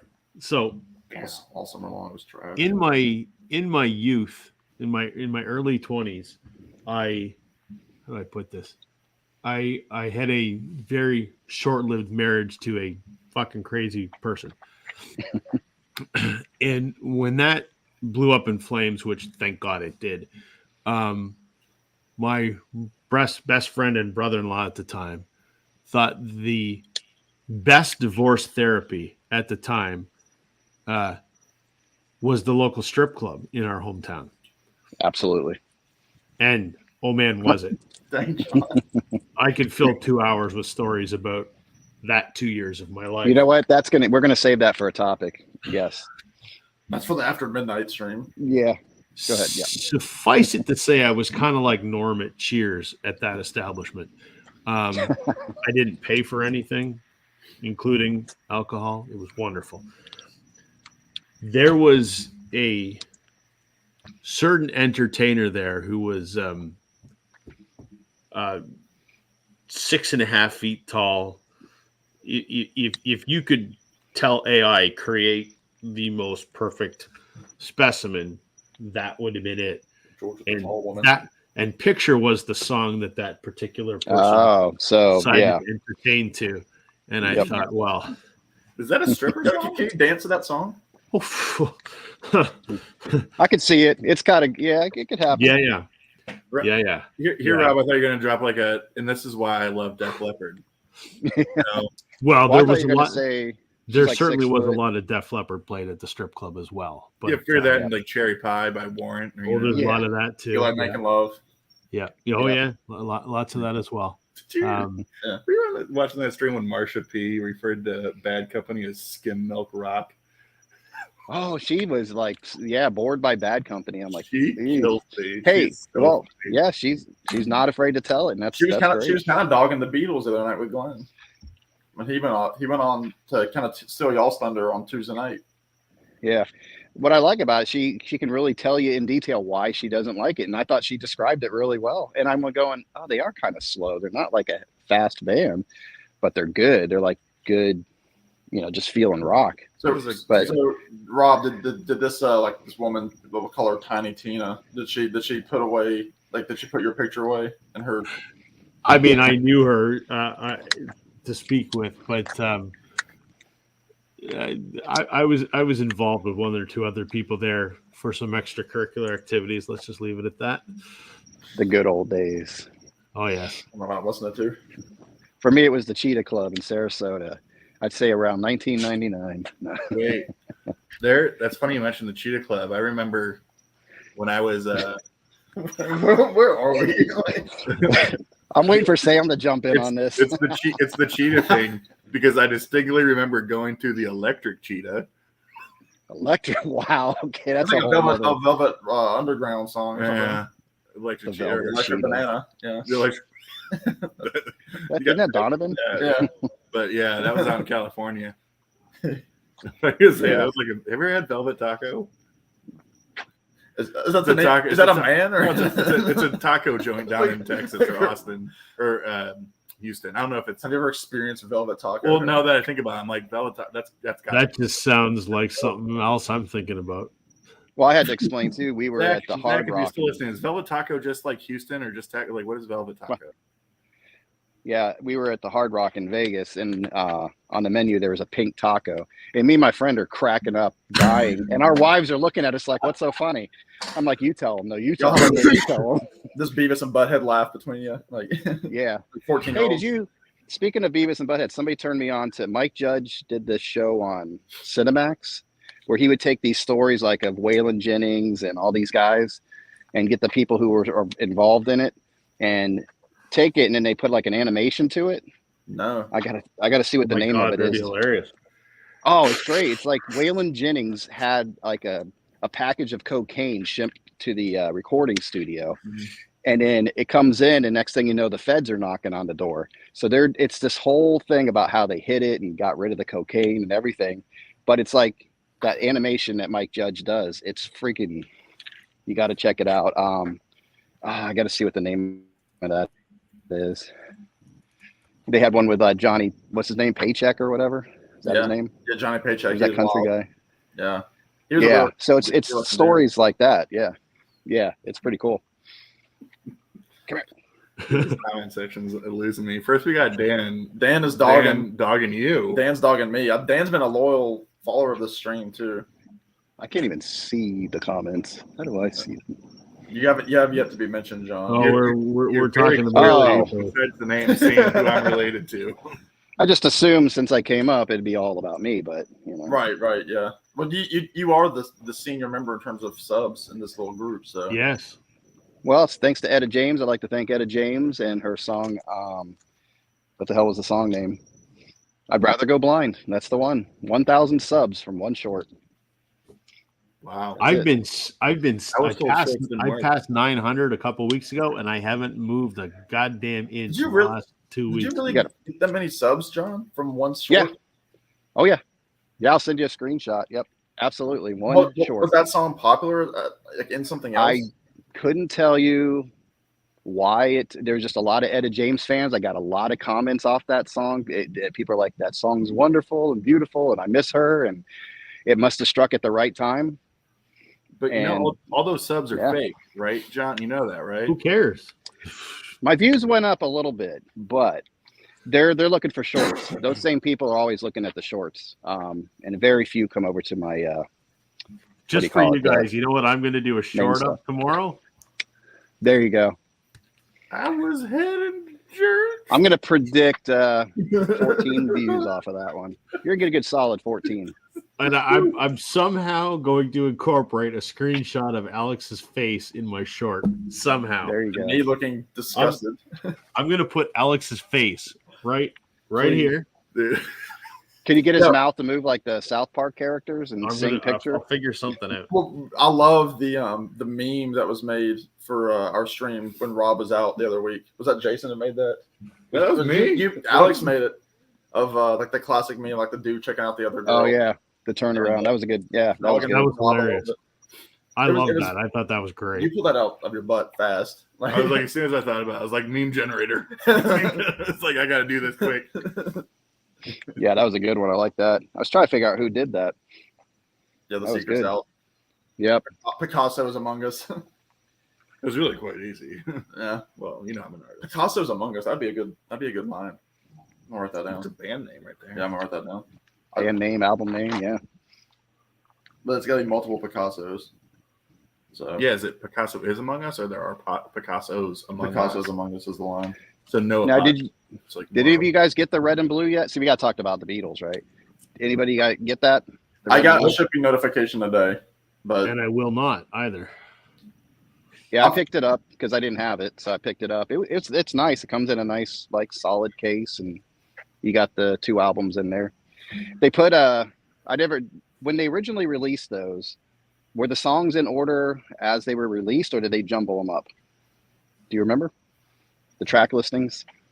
Sorry, answer. What was the question again? I wasn't. So the songs, the way they're presented on the album, were they presented in the way they were released originally, or were they jumbled up as far as times and stuff like that? It depends Like on the album albums. versus, I mean, the CD versus the vinyl, right? Because like the vinyl, they did it as the red and blue, and then they had a bonus disc of the new tracks.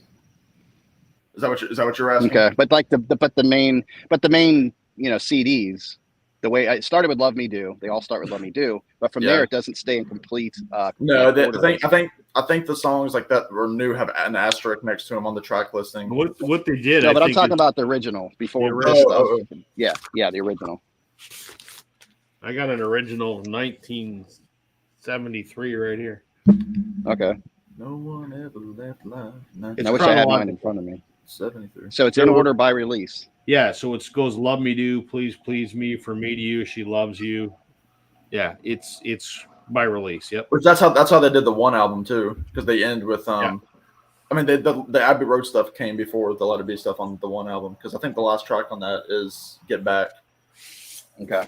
Yeah, because they didn't do that on this one's jumbled up, and they Here's put my new original song. first pressings on colored vinyl. Oh, that's cool. Yeah, on the red vinyl too. Technically, they're the second press because the first pressings were done on black vinyl in 73, and then they did the colored vinyl in 75.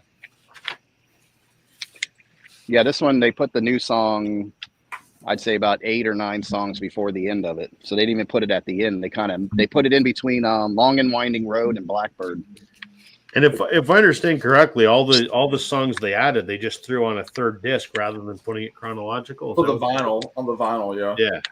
Yeah, so maybe that's what I saw. Yeah. I don't care about CDs. I don't give a shit. Dang. I care that it's $100 less. I know people are really dogging I Am the Walrus though on the blue. From what I've seen, like they say like that, like the end when like the radio and everything is coming on, like first kind of like like they say it just sounds like a mess. Really? The way that Giles did it. Here's something I don't understand. Everybody smokes crack. Everybody smokes crack. Generally, there's no, I'm not talking about the Beatles. Just in general terms, there's so much discussion in the vinyl community about audiophile and this master and this pressing and blah blah blah blah blah, and is it all analog and all this other stuff.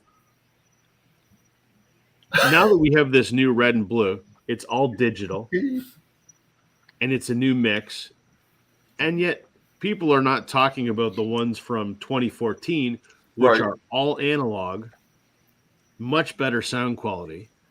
Mm-hmm. And it's like this is the one time that people don't seem to give a shit about, the production of it. It's all new remixes. Well, everybody was so like shocked by MoFi. I mean, it like 45 and all those guys. They were just I couldn't what And I'm thinking, you didn't think there was something in there? I mean, come on. They never said there wasn't, so shame on you. I just think it's funny that this is the one release that no one seems to care. Yeah, I've only heard about, like you're saying, mixes and stuff, but I haven't heard anybody going, oh, it's not digital or it's not analog. Right. No one's talking about, well, maybe the 2014 is superior because it's all analog. That's why everyone loves the 2014 mono remasters. Well, the 2014 red and blue is exactly the same thing. They're direct analog transfers, but no one seems to be talking about that these days, which that was kind of weird. Yeah, and earlier versions have shown up at Barnes and Noble, and I wonder if those are from that 2014 mix then, because it was before this stuff came out, the new stuff, and it only has the 2 albums per album. To answer Dan's question real quick. No, I couldn't care less because I'm a Habs fan, even though I live near Toronto. Sorry. Dan has another question, Rob. It's not all about you, Rob. Well, it should be because I'm steering this ship, so It's supposed to be about me, but whatever. Well, Dan, to answer your question, yes, I am. I love Greta Van Fleet. I know that they're given just a lot of trash because, well, I think for a number of reasons. I think it's I'm a big fan of them. I think all 3 of their records are great. I loved what is it, Battle at Gardens Gate, whatever the previous one. I loved that. And that was the concept record, wasn't it? Wasn't it kind of concept? Yeah. But there was like, they obviously like, people be like, oh, they just sound like Led Zeppelin, blah, blah, blah. And I was like, here's the thing. I was like, you can tell obviously there's an influence there, but like, I think that is just a lazy argument that shows ineptitude. Yeah. Of Well, like, let me ask you. listen It to also the whole holds some record, truth. and like, if you don't like the band, fine, but like, just write them off of like, oh, they're just trying to sound like Zeppelin and they suck. That's not my thing. Yeah. Like, that's just lazy. You're the one I want. That's a great song. That's a great song. But that, yeah, the Battle of Gardens Gate, I love that. It was like so dark. Yeah. Like, it was dark. It was kind of menacing. Like, it wasn't heavy, but Mhm. I think that they have grown up and matured a lot as songwriters and arrangers. And so I liked their Starcatcher or whatever it was. But I really like that Battle at Gardens Gate. That was great. Yeah, I was going to ask you about the Starcatcher because it's the first like Greta Van Fleet when it was released. And I said, let me give this one a try. And I just found it very noisy, very got distorted in parts. What And I vinyl listened to did you get on vinyl? I listened to it digital, streaming, and on vinyl, and it was the same thing to me. And a friend of mine brought it up. He goes, "Did you notice that?" I'm like, "Yeah, it was like too loud, recorded too loud almost." So when it was really, so I got because I'll tell you, John, and the people here, I'm a fucking idiot. So I bought like the glitter to the VC. variant, Uh-huh. and the Gary glitter, and it sounds. Did it sound like glitter? Yes, the child pornography variant. We're Sam. gonna be flagged. I know, but I no kidding. no the it's the glitter version, and it just sounds horrendous. Hmm. Uh-huh. And that was a very common thing, like all over Discogs, of like this vinyl variant, the glitter is trash. Like it literally sounds like there's glitter on there, and it's just like the needles is catching it. And so, but that's interesting. Your point about it sounding just like kind of crappy. In the quiet parts it wasn't bad, and then but when like there's orchestration and the guitar and everything kicks in, you're just like, it was just a mess to me. It was just, it wasn't clear. Like, you should be able to hear the distinct parts, and it was just cloudy, kind of cloudy. Weird to me. Mr. Head Guy, if that's asking a question, yes, I like the Prison. I don't listen to it a lot, but I mean the song Marie's theme is awesome on it, like the closer. I've never read the book, but I do have it, but I just don't pull it out much. Glenn is a big fan of it. That was Nesmith's, like he wrote like a little mini novel, like a novella. He wanted to combine mediums with like music and reading, and he's like, you should listen to this album while you read this book. So yeah, it's pretty good. I mean, it's not one that I'd listen to a lot, but it was the last of his like classic stage, I guess. Yeah, I like that mixing up the mediums. Like on Audible, I listened to one. It was like a free thing on Audible, if you remember, or whatever. Beck did one, and he's really talking about his early stuff, and then it goes into the music, and it comes back out, and he's talking about all his influences. Sheryl Crow did one. I think Dave Grohl did something similar. There's Dave Grohl. Yeah. Sheryl Crow also did one of Alex's favorite songs. Where were you going, Picture. Sam? Sam, where were you heading? I'm not even gonna. Sam, where were you heading? Okay. It's like he's reading your mind over there. Where were you heading? Where was I heading? Yeah. When? I lost it. Off to church. You're Yeah. Oh yeah. Yeah. Oh gosh.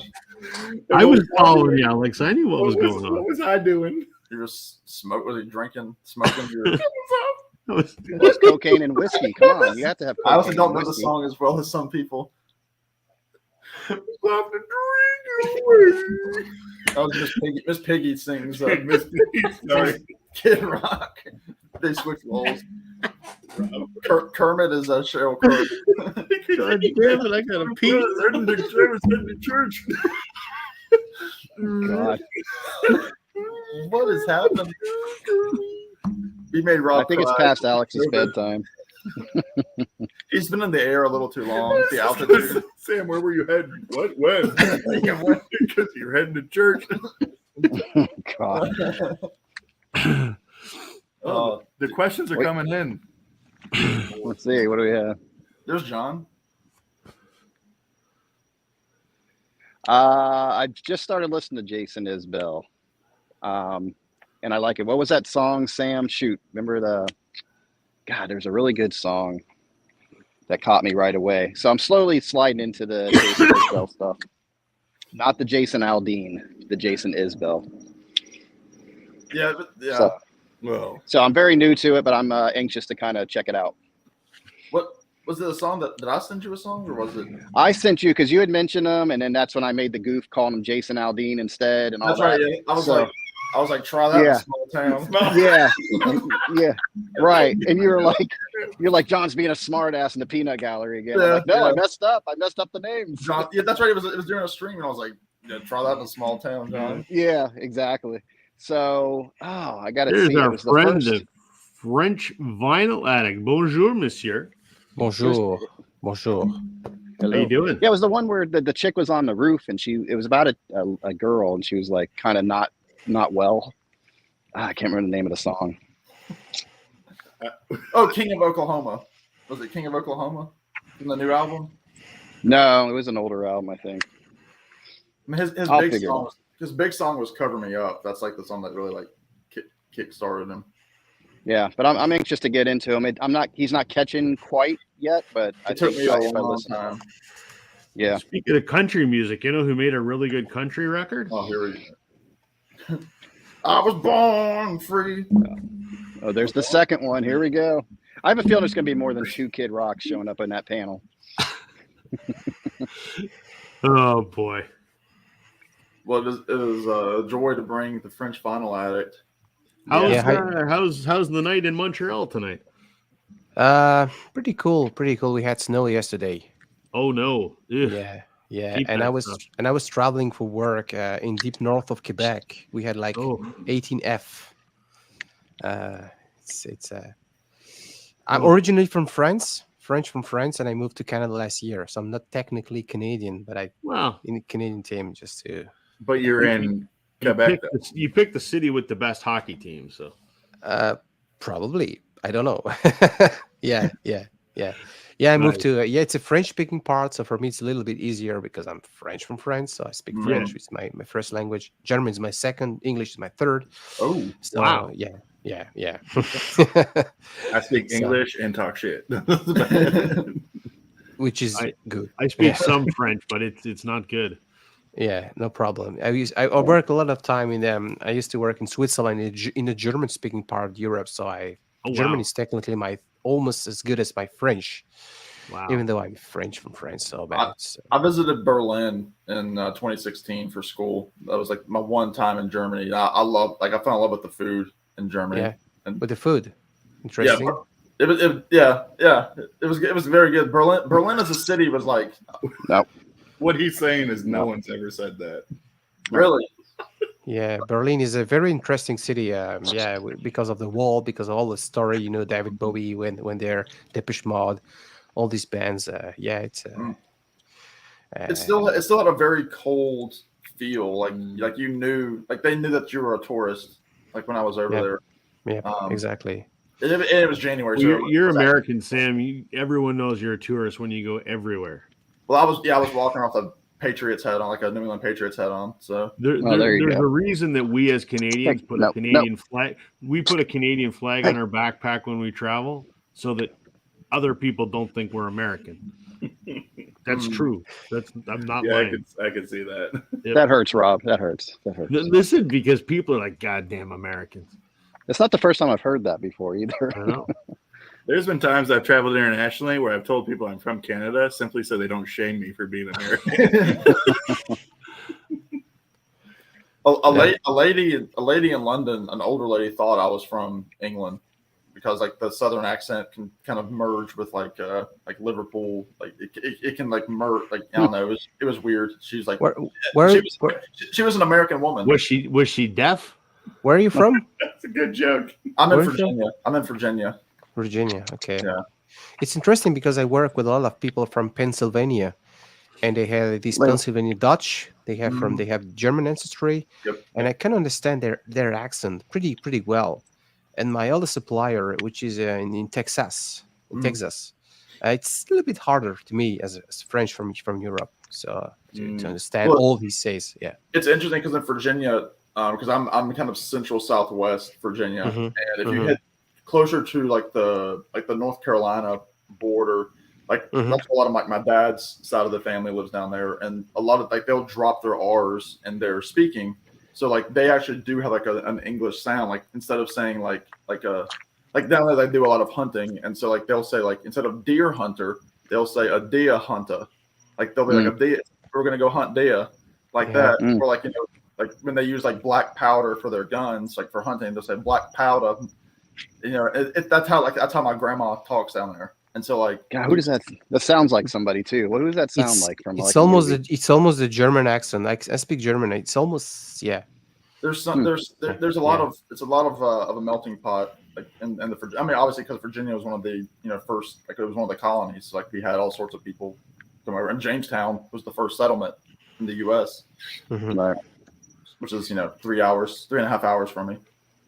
Now, do you know of Lake Anna, Sam? You ever heard of that No. place, Lake Anna? No, okay. Because my uncle was lived in Virginia forever, and he had a house out there, so I didn't know if it was a popular place or not. Lake Anna.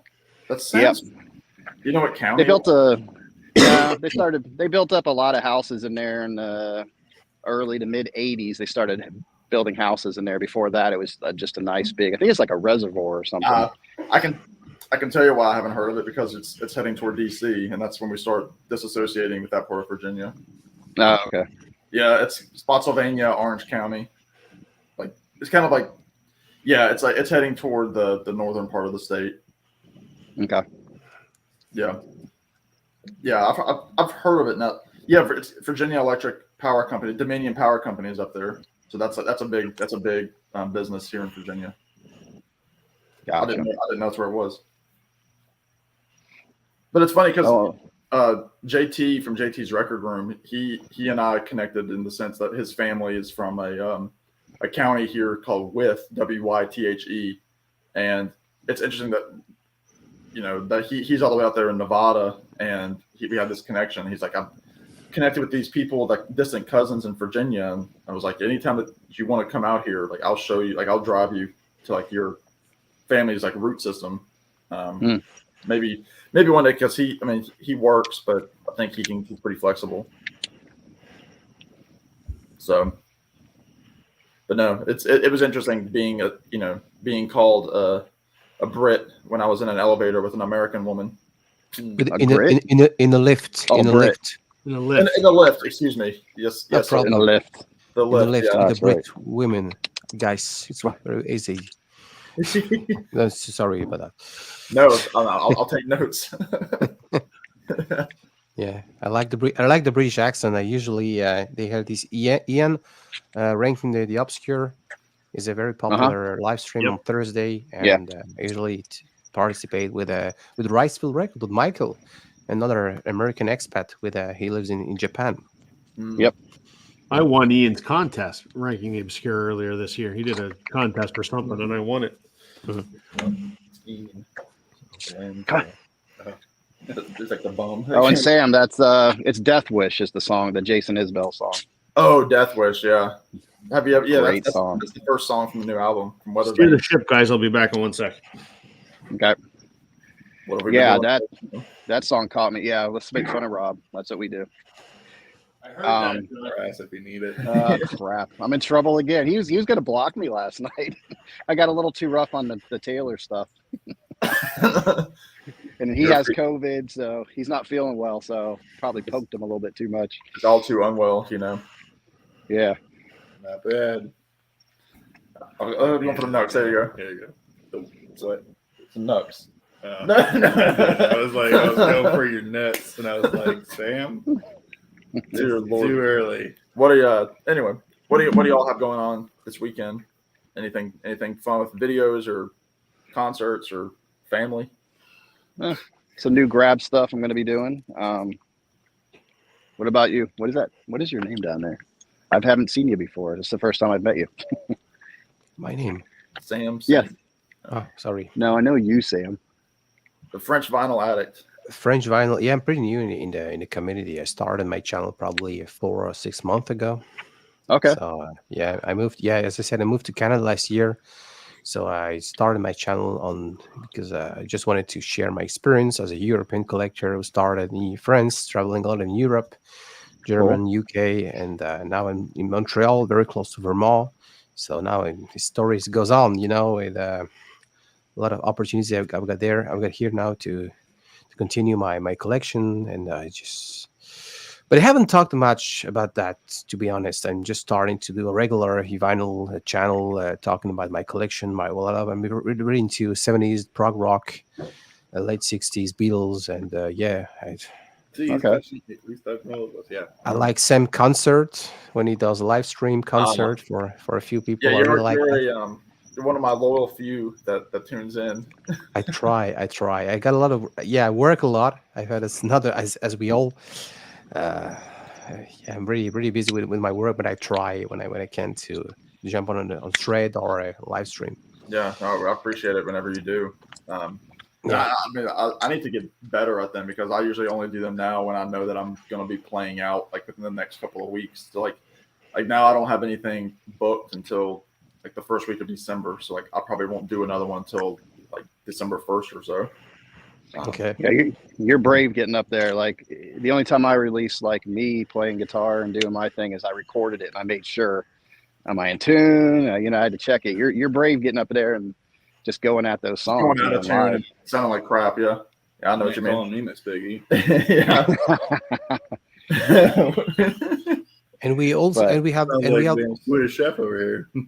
And we all almost have the same connection. I'm 37 years old, and probably you're in my age about the Beatles, because it's something we both discover decades after the Beatles broke up. Right. So we have the same. I guess we have the same feeling about the Beatles. I already watched your video when you were talking about how you love the Beatles, why, and yeah, because I'll be 30 in May, which Alex and I were talking about that at supper earlier this evening, and again, just talking about how we got into music. We, it's all a similar experience for for especially like the three of us.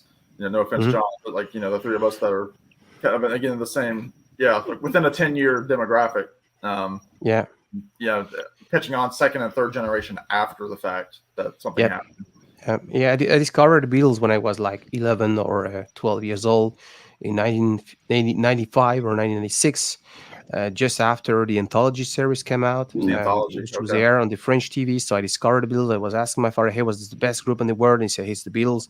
Gotta listen to the Beatles. I was very into Queen at that time, and I had a CD. This is the very first album which introduced me to the Beatles. This is actually the pressing my mother bought in 1978, and I grew up with that album, so I bought all the albums on CD that time. And when I really had a chance to find an original press like this one's, for instance, which is a French press of Rubber Soul mono, I had a feeling I rediscovered the sound. I was really amazed.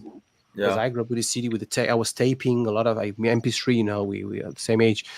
And when I got into vinyl a couple of years ago, I had the chance to travel to the UK, to Germany, and I had this very interesting package of turntable with mono and mono version, and I really had the feeling, hey, I was rediscovering the sound of the Beatles.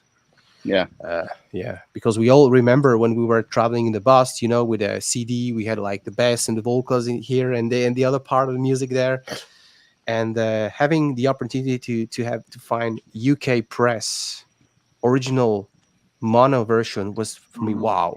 It just had this wow effect, I have to say. That's what I said to Alex early on, a couple hours ago when we started this. I've got most of them mono UK first pressings, and the first time I put on my original UK Sgt. Pepper, I purposely made sure no one was home, and I sat down in the middle of my room. Rob, let me stop you. Rob's gonna paint the walls white. We're back at the Cheetah Club. Jesus Christ, you guys, like a bunch of children. I meant so that I could turn it loud and not bother anybody. Have you met us? Okay, I just wondering. I apologize for my friends. They're a bunch of immature children. We are. We're horrible. We're horrible people. You gotta make sure nobody's home. Lock all your doors. And I'm not even drinking. That's the problem. Neither are we. Mm. What do you think about maybe you follow a Parlogram auction, which is a great I've channel. actually Yeah. been on his channel a couple times. Yeah, Really? Yeah, And It's he's true. he's yeah, he's good.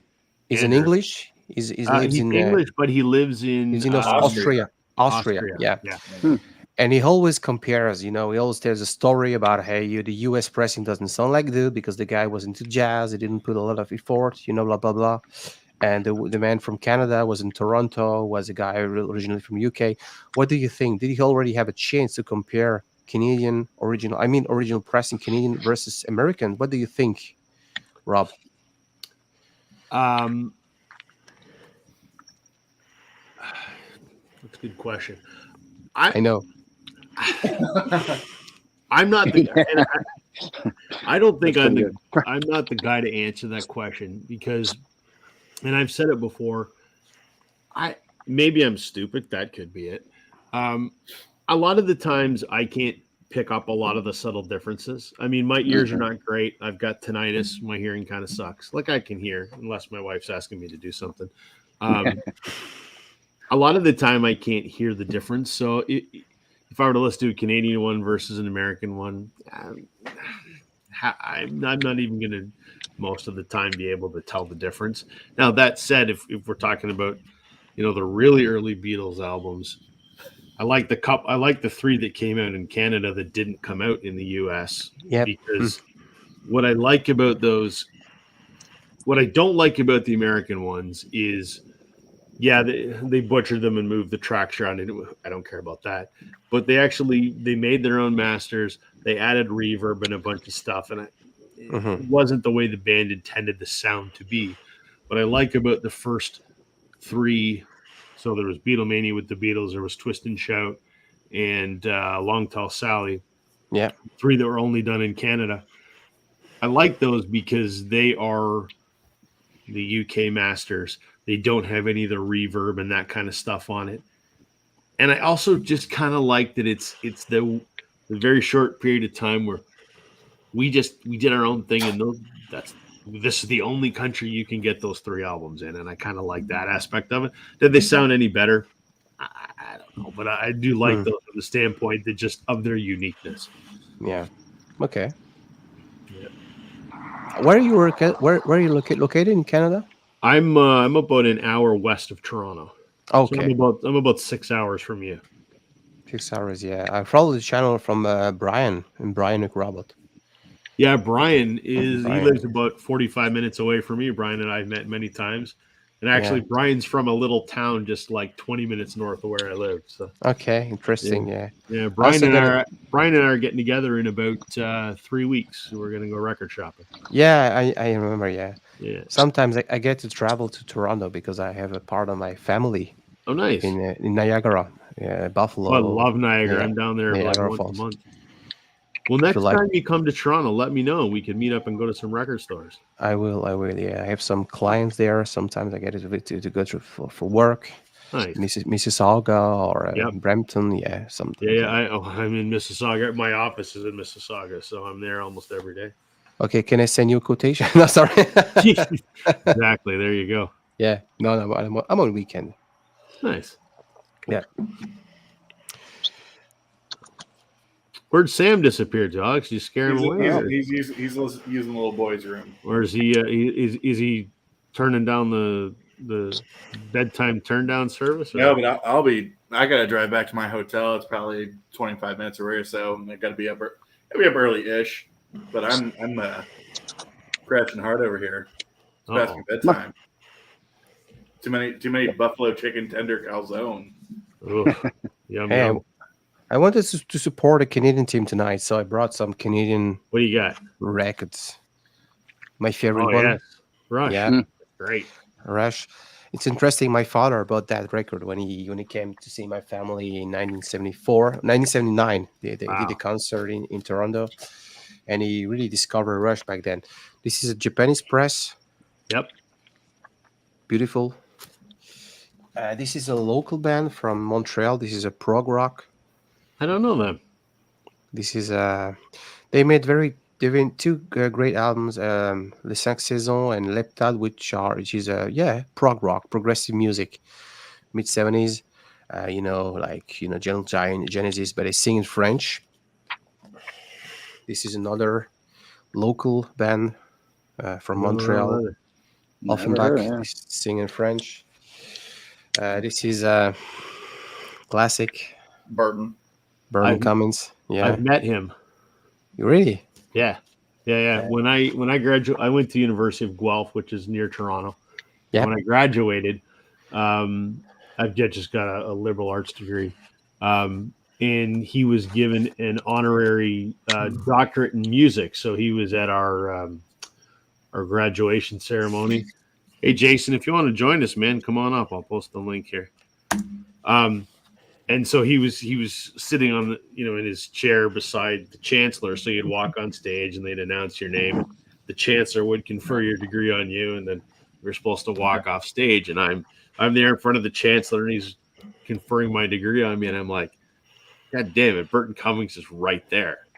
So I'm like, I'm never going to get to meet the guy. So instead of walking off stage like I'm supposed to, I just took a minute, and Burton looked bored out of his mind. And I stuck my hand. I said, Mr. Cummings, I'm a big fan. Happy to meet you. He's like, oh, nice to meet you too. Congratulations. And that was it. But that's my 2 seconds with Burton Cummings. But And I'm by the way, I Randy Bachman, he has his radio show, which is aired on several local classic rock radio shows. It's pretty good. yeah. Yeah. Have you heard about the lawsuit that Randy Bachman and Burton Cummings are filing against Gary Peterson, who owns the name The Guess Who? Have you heard about that? No. Okay, No. so Randy Bachman and Burton Cummings were, the two core members, if you will, of The Guess Who. Yeah. But no one ever filed legal paperwork to own the name The Guess Who. So when The Guess Who disbanded in late 70s, early 80s or whatever, Gary Peterson, who's the drummer and arguably the least talented person in that band, he did that very thing. So he owns the name The Guess Who, and Okay. only he's allowed to use it. And so he's been touring as The Guess Who for the last 35 years. And it's a bunch of musicians that are not The Guess Who. And Cummings and Bachman finally, I think last week or the week before, filed litigation saying, you know what, while you may own the name, it's really built on our reputation and you're misleading people. And so they're trying to block him from using the name The Guess Who, and they're trying to wrestle the ownership away from Gary Peterson, as they should, because without Bachman and Cummings, no one would know who the hell The Guess Who is. Yeah.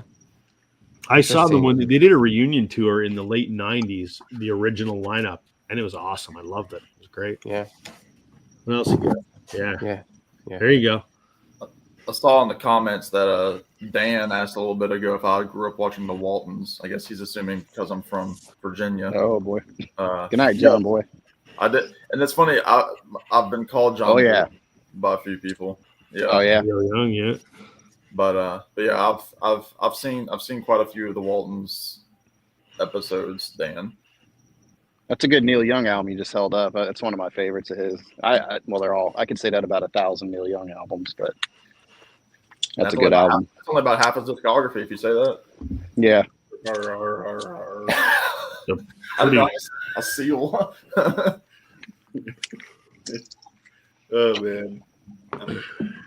Hey, all right. Before this gets a little too crazy, I'm bouncing. All right. I probably need to go too because I've got things to do in the early morning. Oh yeah. They're leaving together at the same time. This looks suspicious. Yeah, I'm leaving my apartment. Yeah, right. But You guys coming down to Sarasota? Is that where we're gonna go? More like Serenota. Okay. All right. Well, fine. Okay. But We'll have fun at the record store or record show tomorrow, guys. Yeah, Hopefully find something around one-ish, we'll be hitting it up. Maybe a little bit earlier. We'll see. nice. Yeah. So we'll keep people notified. Cool. All right. Yeah, get some video or pics. That'd be cool. Yeah, man. do it. Maybe some shorts and some shorts. Okay. Shorts. But nice meeting you as well. Yeah. Nice meeting you. And, Good luck with your new channel, Mr. Beer and Vinyl. Appreciate that. I do. Yeah. Thank you. Yeah, All try right. to try support with my 12 subs. I love it. Yes. Got to start somewhere. We all started. We all started anyway. Yeah, yeah. That's right. Thank you, Rob. Appreciate you. All right. hosting. No See y'all. problem, guys. Thanks for See that, you guys. guys. See you guys later. So, what else you get? What you got? Anything exciting on the coming up, John? What's Yeah, some new grabs. It's funny, you guys were talking about listening to the Beatles albums and could you hear a difference or whatever. I just remember like before even the VC, like as a kid or whatever, it was just about the music, right? But Right. Mazzy says that. But if I got a copy of something even on cassette tape and it made me like feel something, or it's nothing like hearing that song for the first time. You get those goosebumps. So this pursuit of the better sound, it just seems, especially at my age, a waste of time. It's like enjoy what you agree. have, put that stuff on. And like I was talking about the Chris Stapleton today, there's a couple songs and I was like, damn, it's so nice to hear a new song and go, I'm probably going to like this song for a long time. Yeah. So that pursuit of the better sound to me, and that, that's some people's gig, but If that's your thing, cool. I mean, my own Yeah. personal opinion, which means nothing. I'm just some guy that we all have our opinions. I mean, that's it. whatever. So I that's how just we think that I think the all the pressings and the mastering engineers and you gotta have your turntable and it's gotta be isolated. I'm just like, fuck that. No. Just spin a record and listen to some. But if that's your thing, I'm not Yeah. knocking. When I say fuck it, I mean from my own perspective. Yeah, I don't want to It's spend my just time doing that. Sounds good to me, and I Yeah. enjoy it. And it's about the music. It's not about do I hear the mouse fart in the corner of the studio? Right. No, I don't care. Right. Yeah, it's that feeling. You just want that feeling from the music, and Yeah. you can get that on a small speaker. Right. And just so you know, my battery's down to 10%, so if I bail out, that's why. Yeah, it's that. Yeah, how big were the speakers on my little crappy radios I used to put my cassette player on and ride my bicycle around with, Right. But there was nothing else going on in the world for me. It was that Right. song blasting, and and every once in a while you get a feeling of that, and that's good to have again.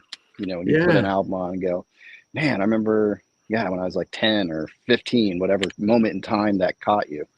Yep. So now it's becoming, I guess, more of a nostalgic thing for me. Yes. Yeah, I was thinking a lot about that when I did my video last night of my thoughts on Now and Then, the new Beatles song. Mhm. And I tried. I don't know if I was successful at articulating, the significance of a new Beatles song for me. And I shared a few snippets of memories, but it's just that's what it is. It's nostalgia. It's all about Mhm. that song is associated with that. Or I remember certain songs you hear and you feel exactly how you felt the first Yep. time you heard it, or and that's just you can't put that into words, but no, it's stamped your brain somehow, and you get that feeling. You can almost smell the air from when you were 17 or something. exactly. And there is something about whatever you think of the song. There's something about every time I hear it and John's voice comes in. I don't know. There's something about it, just like, I don't know. I get a feeling. I can't even describe what I get from that song, but his voice is so right there. I don't know. Maybe because I haven't heard something new, quote unquote, from him in a long time, but Right. there's something about just his voice in that song. I'm like, man, That's right. You miss him. You want more. Trevor that's makes what a good music should point. do. Yes, I think most of us just love the ritual of putting a record on. Yeah. That's absolutely right. Trevor, I put the link up if you want to join us, man. Yeah, that commitment. It was. We went through those phases, right, where we had the cassette tapes and we had the records and all that. Then it became really easy, especially with streaming now. It's so easy, but you don't absorb music. You skip through stuff. You go to the next artist. You don't, it's all that. But now with the records, and we're back to that, you put it on and you listen to it and you go through that whole thing. I've always been a guy that listens to an album start to finish. I don't care about a mixed playlist, and I don't stream anything. I love consuming the album as the entire work of art, and I love that act of putting the record on, and because that needle goes through the groove all the way till it gets to the end, it sort of I mean, yes, you can take it off and skip tracks, but it's not. It's Yeah. inconvenient. So Yeah. it's something about that process makes it easier just to listen to the whole work, and I like that aspect of it. Yeah. Yeah, it's a different feeling. The only time like the playlist comes in handy, like I thought it was cool when it got into vinyl, and I was like, had people over and we're playing, I don't know, dominoes or something. And I put an album on, but I'm like, every 20 minutes or something, I'm up changing the record, and they didn't like that too much. Yeah. So that's when the streaming comes into handy, and a good playlist with all your favorite songs. Dan says he used to love having a Sony Walkman. Yeah. Yeah. And then the Discman after that. Those were great back in the day. So I love those. You had to be real careful when those compact discs came out because they skip like crazy. Oh yeah. Remember those things? Don't hit a bump in the car. Yep. I used to like making mix CDs back in the day. Those were kind of fun. Yeah. Oh yeah. Funniest thing happened. My son, who's 7, all you see, obviously, you've watched my videos. Yeah, you can see the records in the background. There's a lot, and I'm always playing records. He was in my office one day, and I put on a CD, and he goes, "Dad, what is that thing?" My son had no idea what the hell a CD was. I said, "Well, it's got music on it." He goes, "But it doesn't fit on there," pointing to my turntable. And I just thought, I've raised this kid right. He doesn't know what a CD is. Good boy. Yeah. It's kind of funny. Yeah, it's funny when your kids discover songs too that they didn't realize were. It's like what we did when we were kids. You didn't realize, oh, that's a cover. Like my kids watched a lot of Disney or whatever, and they were doing a lot of different songs from artists. And then I forgot what it was the other day. Something came on. They're like, "Who's covering that girl's song?" I'm like, "Oh, okay, we got to talk about this." That girl was like, had 30 years before she's going to be born when this song came out. What? Yeah. So I'll show you how the songs are really supposed to sound. Here we go. Exactly. So, what else we got to chat about, fellas? Anything else? Now I'm waiting for this bat. I'm going to be out of here in a second. I'm down to 5%. I was trying to find a portable charger out here. Uh-oh. Yeah. I picked up a Neil Young today, and I picked up that Linda Ronstadt and the Beatles. So that was a pretty good haul. And the Chris Stapleton, I grabbed that today. Which one? Which Neil Young? I picked up Hawks and Doves. Mm-hmm. Yeah, and they had a copy of Zuma, which I really want because it has Cortez the Killer on there. It was just the shape was just a little too rough, so I passed. But I'm filling in my Neil Young collection pretty nicely these days. Okay. Yeah, it's interesting. There were a lot of people in the VC. They were mentioning the On the Beach record, and for some reason I didn't pay much attention, and I bought that record recently, and it's a really good one. Yeah. Yeah, the cover's misleading. I think sometimes it's interesting when the cover doesn't fit the music, right? Yeah. And it's a different. And sometimes you're surprised. Sometimes, it's completely different than what you thought. Yeah, exactly. Yeah, I have a few examples of cover that doesn't really fit the music, which is in. Yeah. There's a topic for you. Probably. Yeah. There it is. Yeah, let me see if I can grab a portable charger real quick. Oh, you disappeared. It disappeared. Yeah, I'm gonna grab a charger. See what I can do. There you go. I'm a ghost of VC past.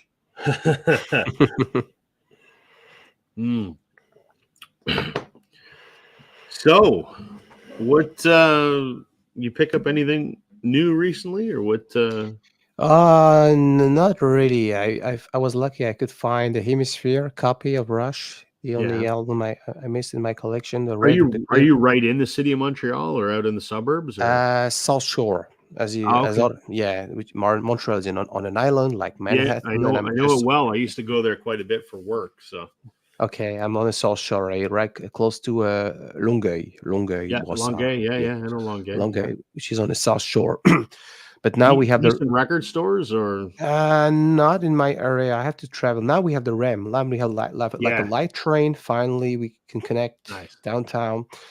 So I got a chance to. I love to go to Vermont. Vermont is in the U.S. and on the side, Burlington City, which is great. Yeah, Montreal. They you can find a lot of interesting record store like au 33 Tours, for instance, and yeah, sometimes I go to Toronto. Brian gave me some good advice last time. Sonic Rotate Boom. Have you been to Sonic Boom in Toronto? Sonic Boom, rotate this. Yeah, Yeah, yeah, those are exactly. great. Yeah. So yeah, Hemisphere, and I placed an order online. So I bought some record from the UK. This is my last batch. I did my last video. I'm very into prog rock right now. So I listen Well, to a lot of yeah. You and Alex from Beer and Vinyl that just left a few minutes ago. He's a big prog guy. So I know. I try to support his channel. Yeah. Sam St. John brought me into his channel. Oh, good. Yeah. I try to follow, but there are so many channels. There's so many. So many. Yeah. Ugh. And I try to stay in connection with the French vinyl community as well. My video are in English, so I try to have a more international. You should customer. do some in French too. Why not? It's a choice I had. It's a choice because as I said, I used to work in Switzerland. I speak German. I speak a lot about music with English friends, German friends. And That's I say, impressive that you speak 3 languages. By the way, hats off to you. Yeah, and I had no choice. I always think someone that can speak more than one language is impressive. I took French for 12 years. Do you speak French? Tu parles français? Un peu. J'ai oublié beaucoup. Oh, okay. Not so good. Yeah, it's interesting. The problem is when I finished high school, and I'd been taking it for 12 years or whatever, I was not bad. But I didn't use it for a long time, so I've lost a lot of it. Yeah. And I can't speak it very well because I sound like an idiot. But I could pick up the French newspaper and read it and have a pretty darn good understanding of what they're talking about. Yeah. And the biggest problem I have when people speak French is people speak it way too fast. I'm still trying to figure out here, and they're 3 sentences past me. So that's why I like if I can read it, then I have reasonable understanding of it. Yeah, I know. Yeah, no, I choose to do my video in English, and of course there are a lot of French people they don't speak English, right? So it's too bad for them. But I want to have to make some getaway, to German, English, UK, and it works.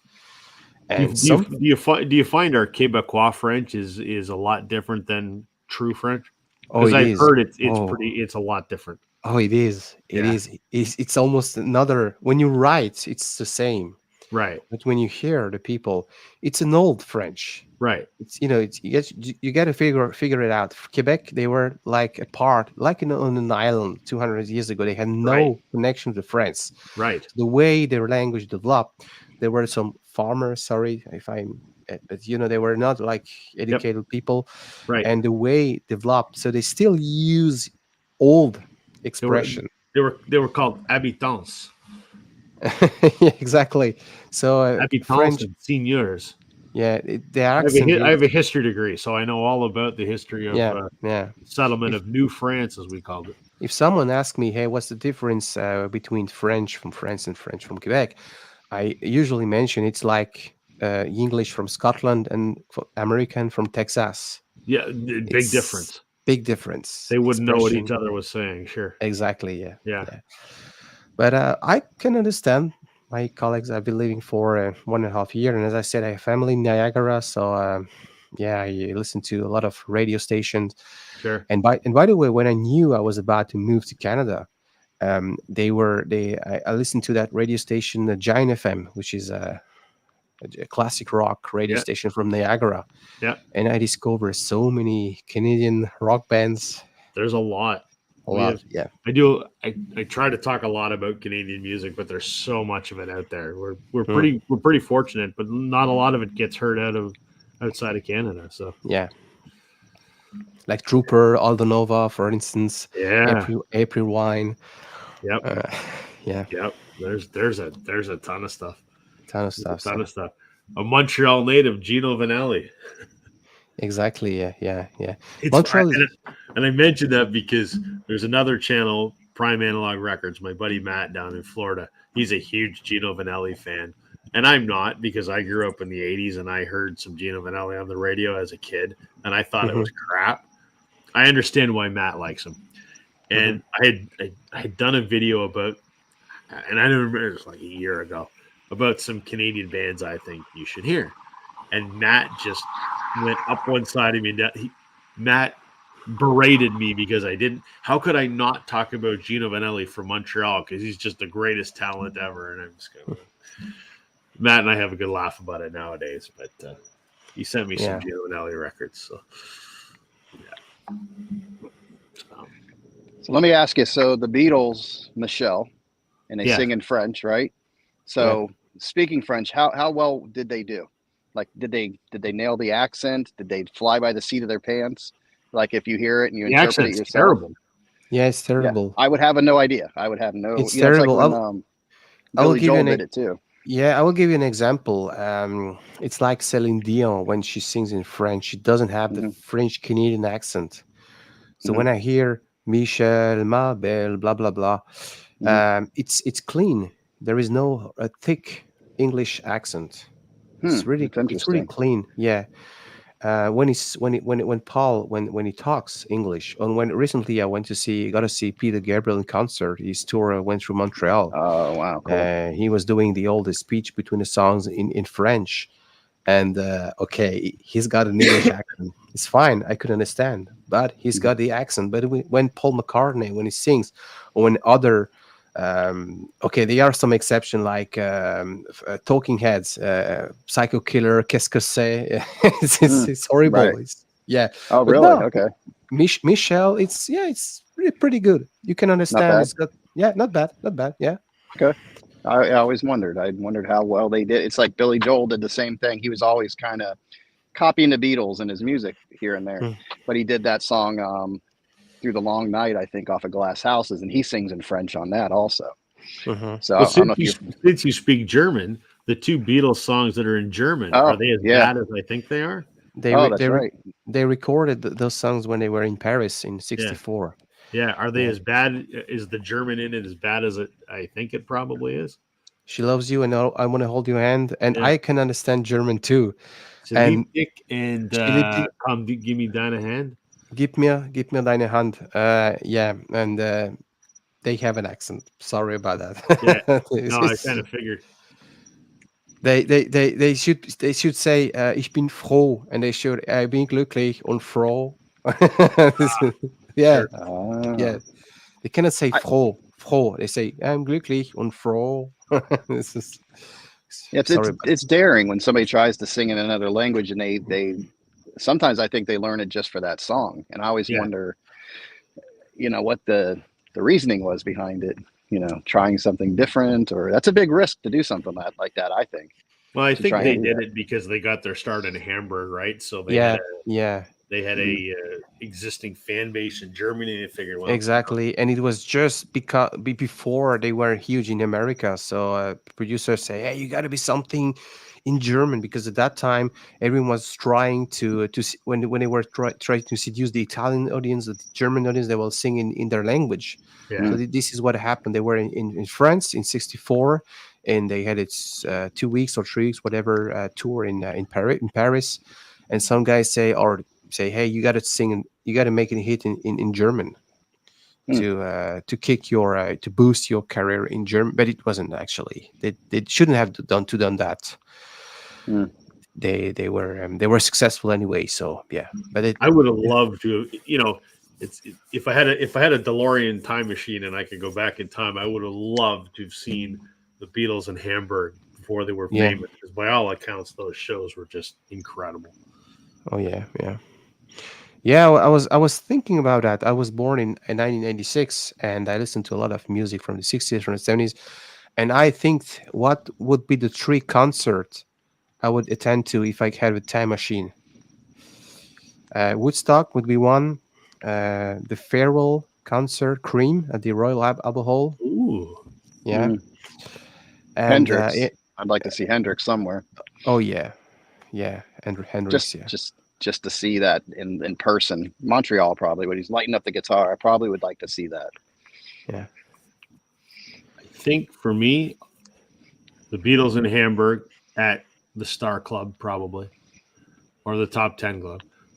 I would have loved to seen Elvis doing the '68 comeback special, Yeah. Yeah. Yeah. and probably the band at Woodstock.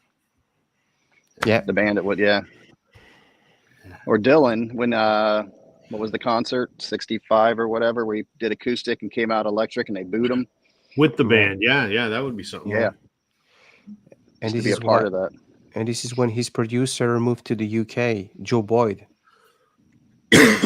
Yeah. Right after that, Joe Boyd, his producer, he found the UFO Club, produced Fairport Convention, the first Pink Floyd. Yeah. Oh, okay. Yeah. Joe Yeah, Boyd. there's another band I wouldn't mind seeing. I wouldn't mind hanging out when Pink Floyd was in Pompeii, just doing, Oh yeah. you know, with everything. And that would have been cool to just hang out and watch them Yeah. do their thing. Because Echoes on the Metal album is a little bit too long. I love that song. I love the track. Yeah, but I prefer the Pompeii version Yeah. when they did Echoes. Yeah. Okay. I'm going to have to compare them. I know the songs.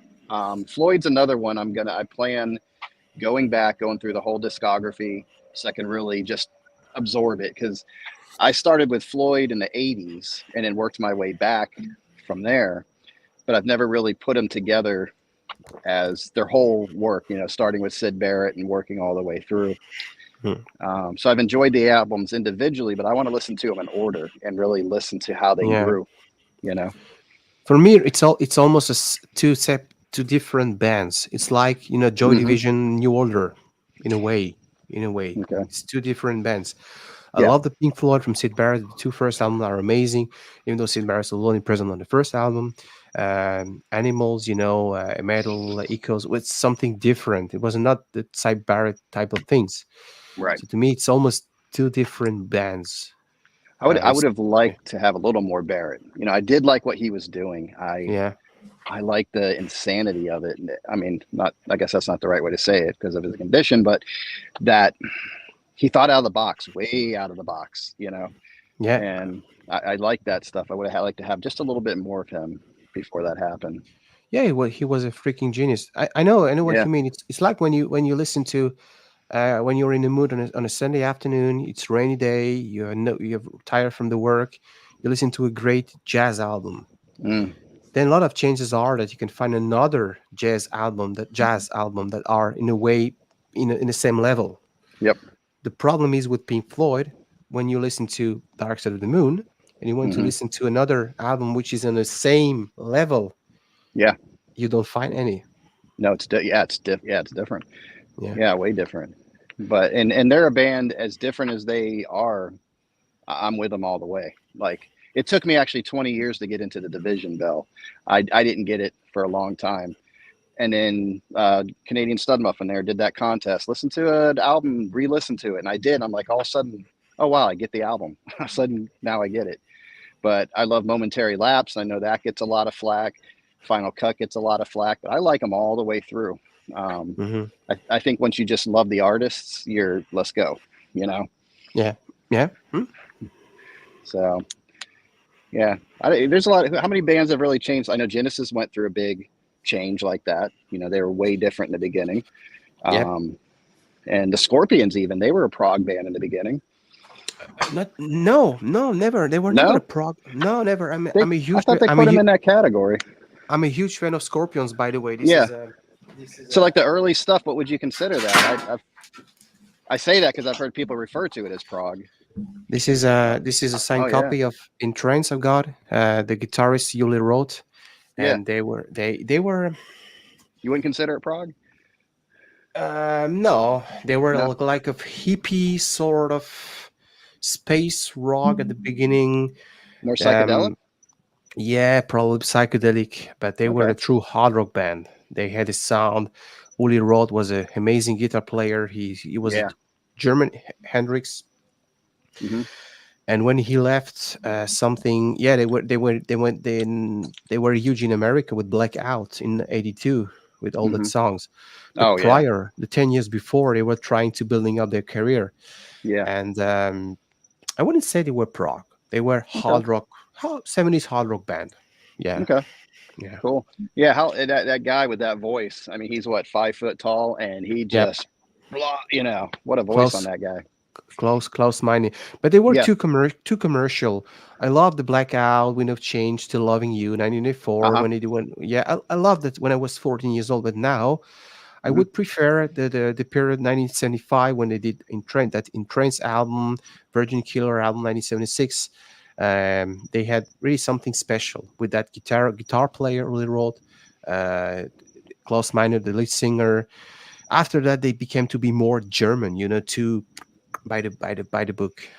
Yeah, well, they got the popularity. It's like a lot of bands when they hit that stride and they get more radio play and things like that. Exactly. Yeah. A lot of the diehard fans, I find, once they hit that success, they just don't want anything to do with them. And I don't know if that's like they feel it's a sellout thing, because even though they go pop, a lot of times these are really good songs, but it's not, I guess, what you're used to hearing from them.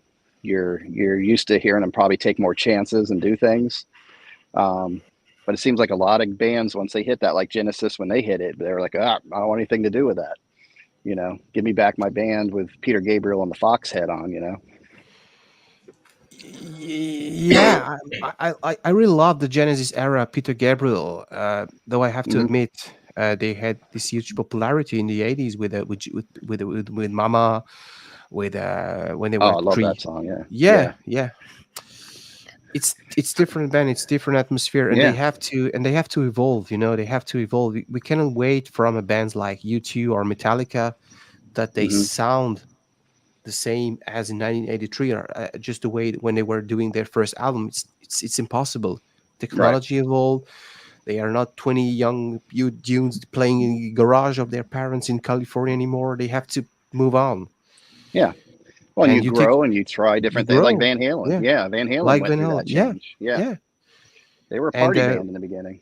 And it's interesting because Metallica, when they came out with the Black Album, people were the fan base were disappointed, and again other fans that were playing on the radio. That's when they got me. I was like, "Oh, what's this?" Yeah, I was like, it's interesting when you see the Beatles. They evolve between 1962 and 1970. They evolved musically, technology, and no one never say, "Oh, that's bad."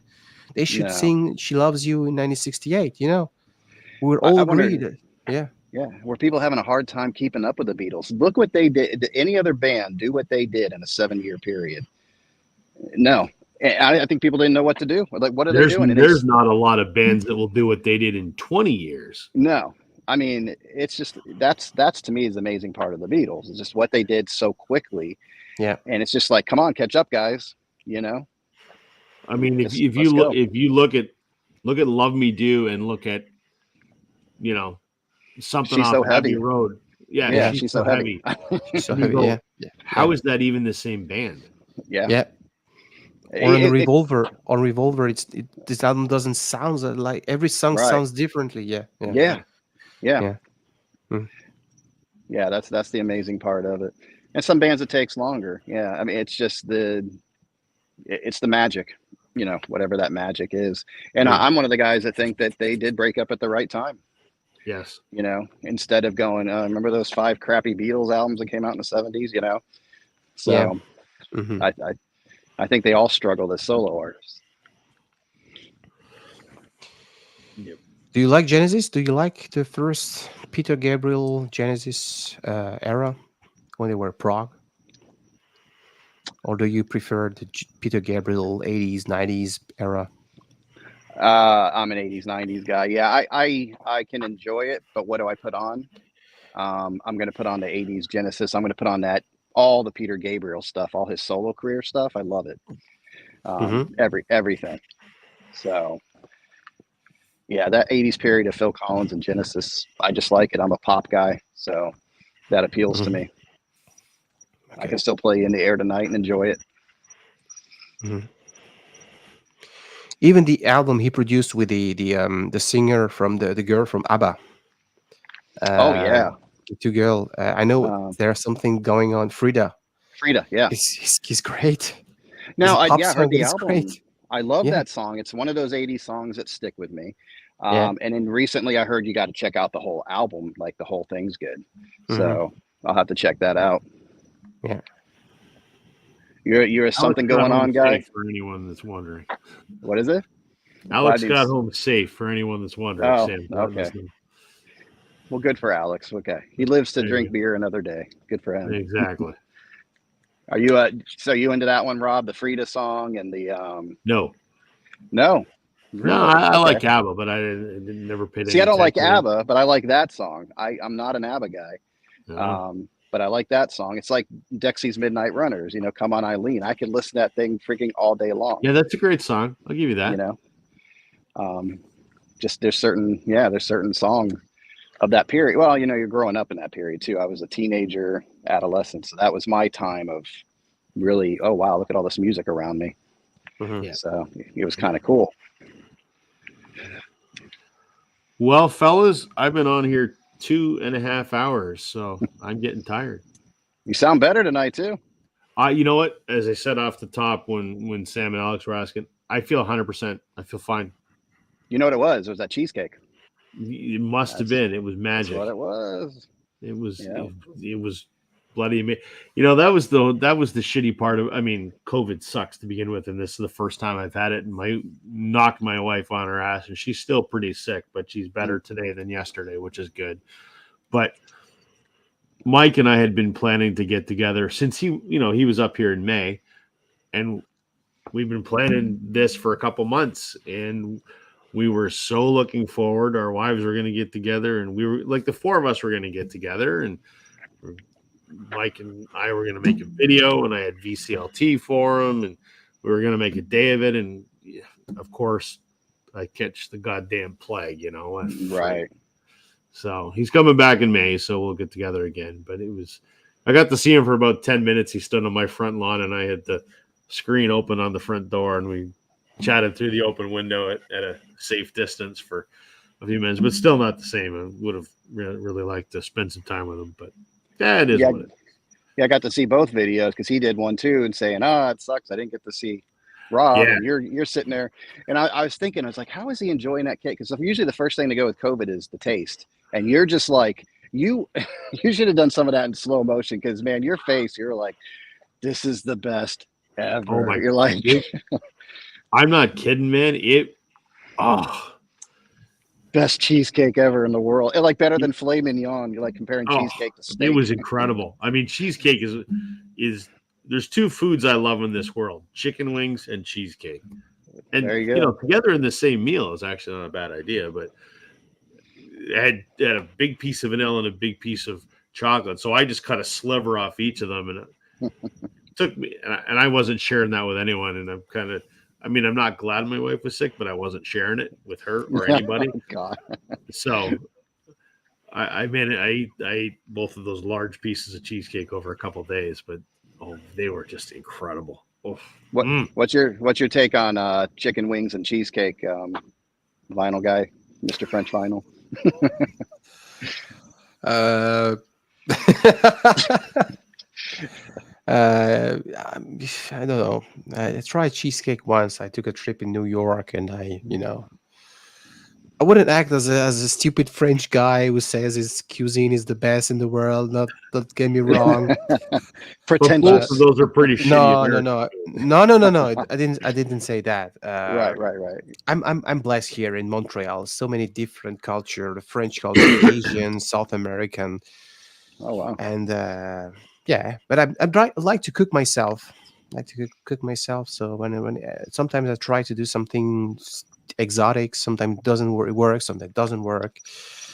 I'm not cheesecake fan, but But sometimes a pizza, the American pizza, the thick with a lot of cheese with the beer. You have three incredible foods in Montreal, though. Montreal has the best bagels. Yep. The best poutine. Best poutine, of course. Yeah. The best back bacon. No, you Americans don't even know what they I know. I just got to throw it out there. I know. And Montreal smoked meat. Yeah, I agree. And I'm not even pretentious because I'm not Canadian, but I agree. Yeah, the Schwartz smoked meat is amazing. Schwartz, exactly. Schwartz, yeah. I got to try this stuff. Yeah, you guys keep talking about it. I want to try it. Smoked meat is amazing. Yeah, and sometimes you go to small butchery, family-owned store. It's incredible smoked meat. Mhm. Yeah. Plus, I have a chance because I grew up very close to Germany. I'm not from Paris. I'm not that pretentious Parisian people guy. I was in a small village very close to Switzerland and Germany, and I could find here a lot of family from Germany. They moved from Germany. They have butchery. They use sausage, meat, smoked meat, sauerkraut. I'm really blessed. Montreal is a very good place for all kind of different food from all over the world. I Yeah, had that's the cool. luxury of going to France once when I was in my early 20s. Where did you go to? We were actually the girl I was dating at the time, her dad lived in Geneva, so we flew to Switzerland Yep. and we stayed with them in Geneva. Yep. And French speaking part, yeah. yeah, right. And Geneva to France is like, I don't know, a 20-minute drive, something like that. It's because the border It's 5 minutes drive. 5 minutes. Okay, Yeah. So we went a couple day trips, and we went to Lyon, town. perhaps. I think it was near Lyon. It was an old medieval town, and I'm gonna butcher the pronunciation. Perouge. Yeah. It's Maybe a this small. Yeah. It's a very small. It's one of those. It's on a hill, and it's like 1,000 years old, and it's one of those. It's got like a circle, and it's got a wall around it, and Mhm. whatever. We drove through the mountains, and it was the only time I've been to France, and I loved it. It was awesome. Yeah. That was a long time. I think I was like 20 at the time, but it was a lot of fun. Okay. Yeah. Cool. All right, fellas. Thank you for joining me. Thank you for hosting. Yeah, anytime we're online, feel free to drop in and join us. It was wonderful having you, and always glad to have another Canadian on the panel. So, or a Canadian resident, anyway. Canadian resident, you got it. And is this? that welcome your you with open channel? arms, so. Is that your channel down there? So I'll sub you up. French Yeah. Vinyl Addict. If you Google or if you go on YouTube with French Vinyl Addict, you should Okay. find my. If you're not bothered by the French accent, you should be fine. You sound good. far more cultured than John and I do. So. Oh yeah, and I have That's French fun. Canadian roots. I have family that came from Canada, from like Spain and France, came to Canada and worked their way down to New England. So. Okay, where are you from? If I may ask. I'm in Florida right now. Okay. So French Canadian roots kind of Mhm. thing. But all I have is the white skin for it. That's it. That's all I got. No accent, no second language. Yeah. There we go. Yep. All right. Thanks for everyone that's watching. Have a good night, guys. Thanks for joining me. Thanks All for right, take care. Zone. Take All care. right, Bye everybody. bye. Have a Good night. Bye. Bye.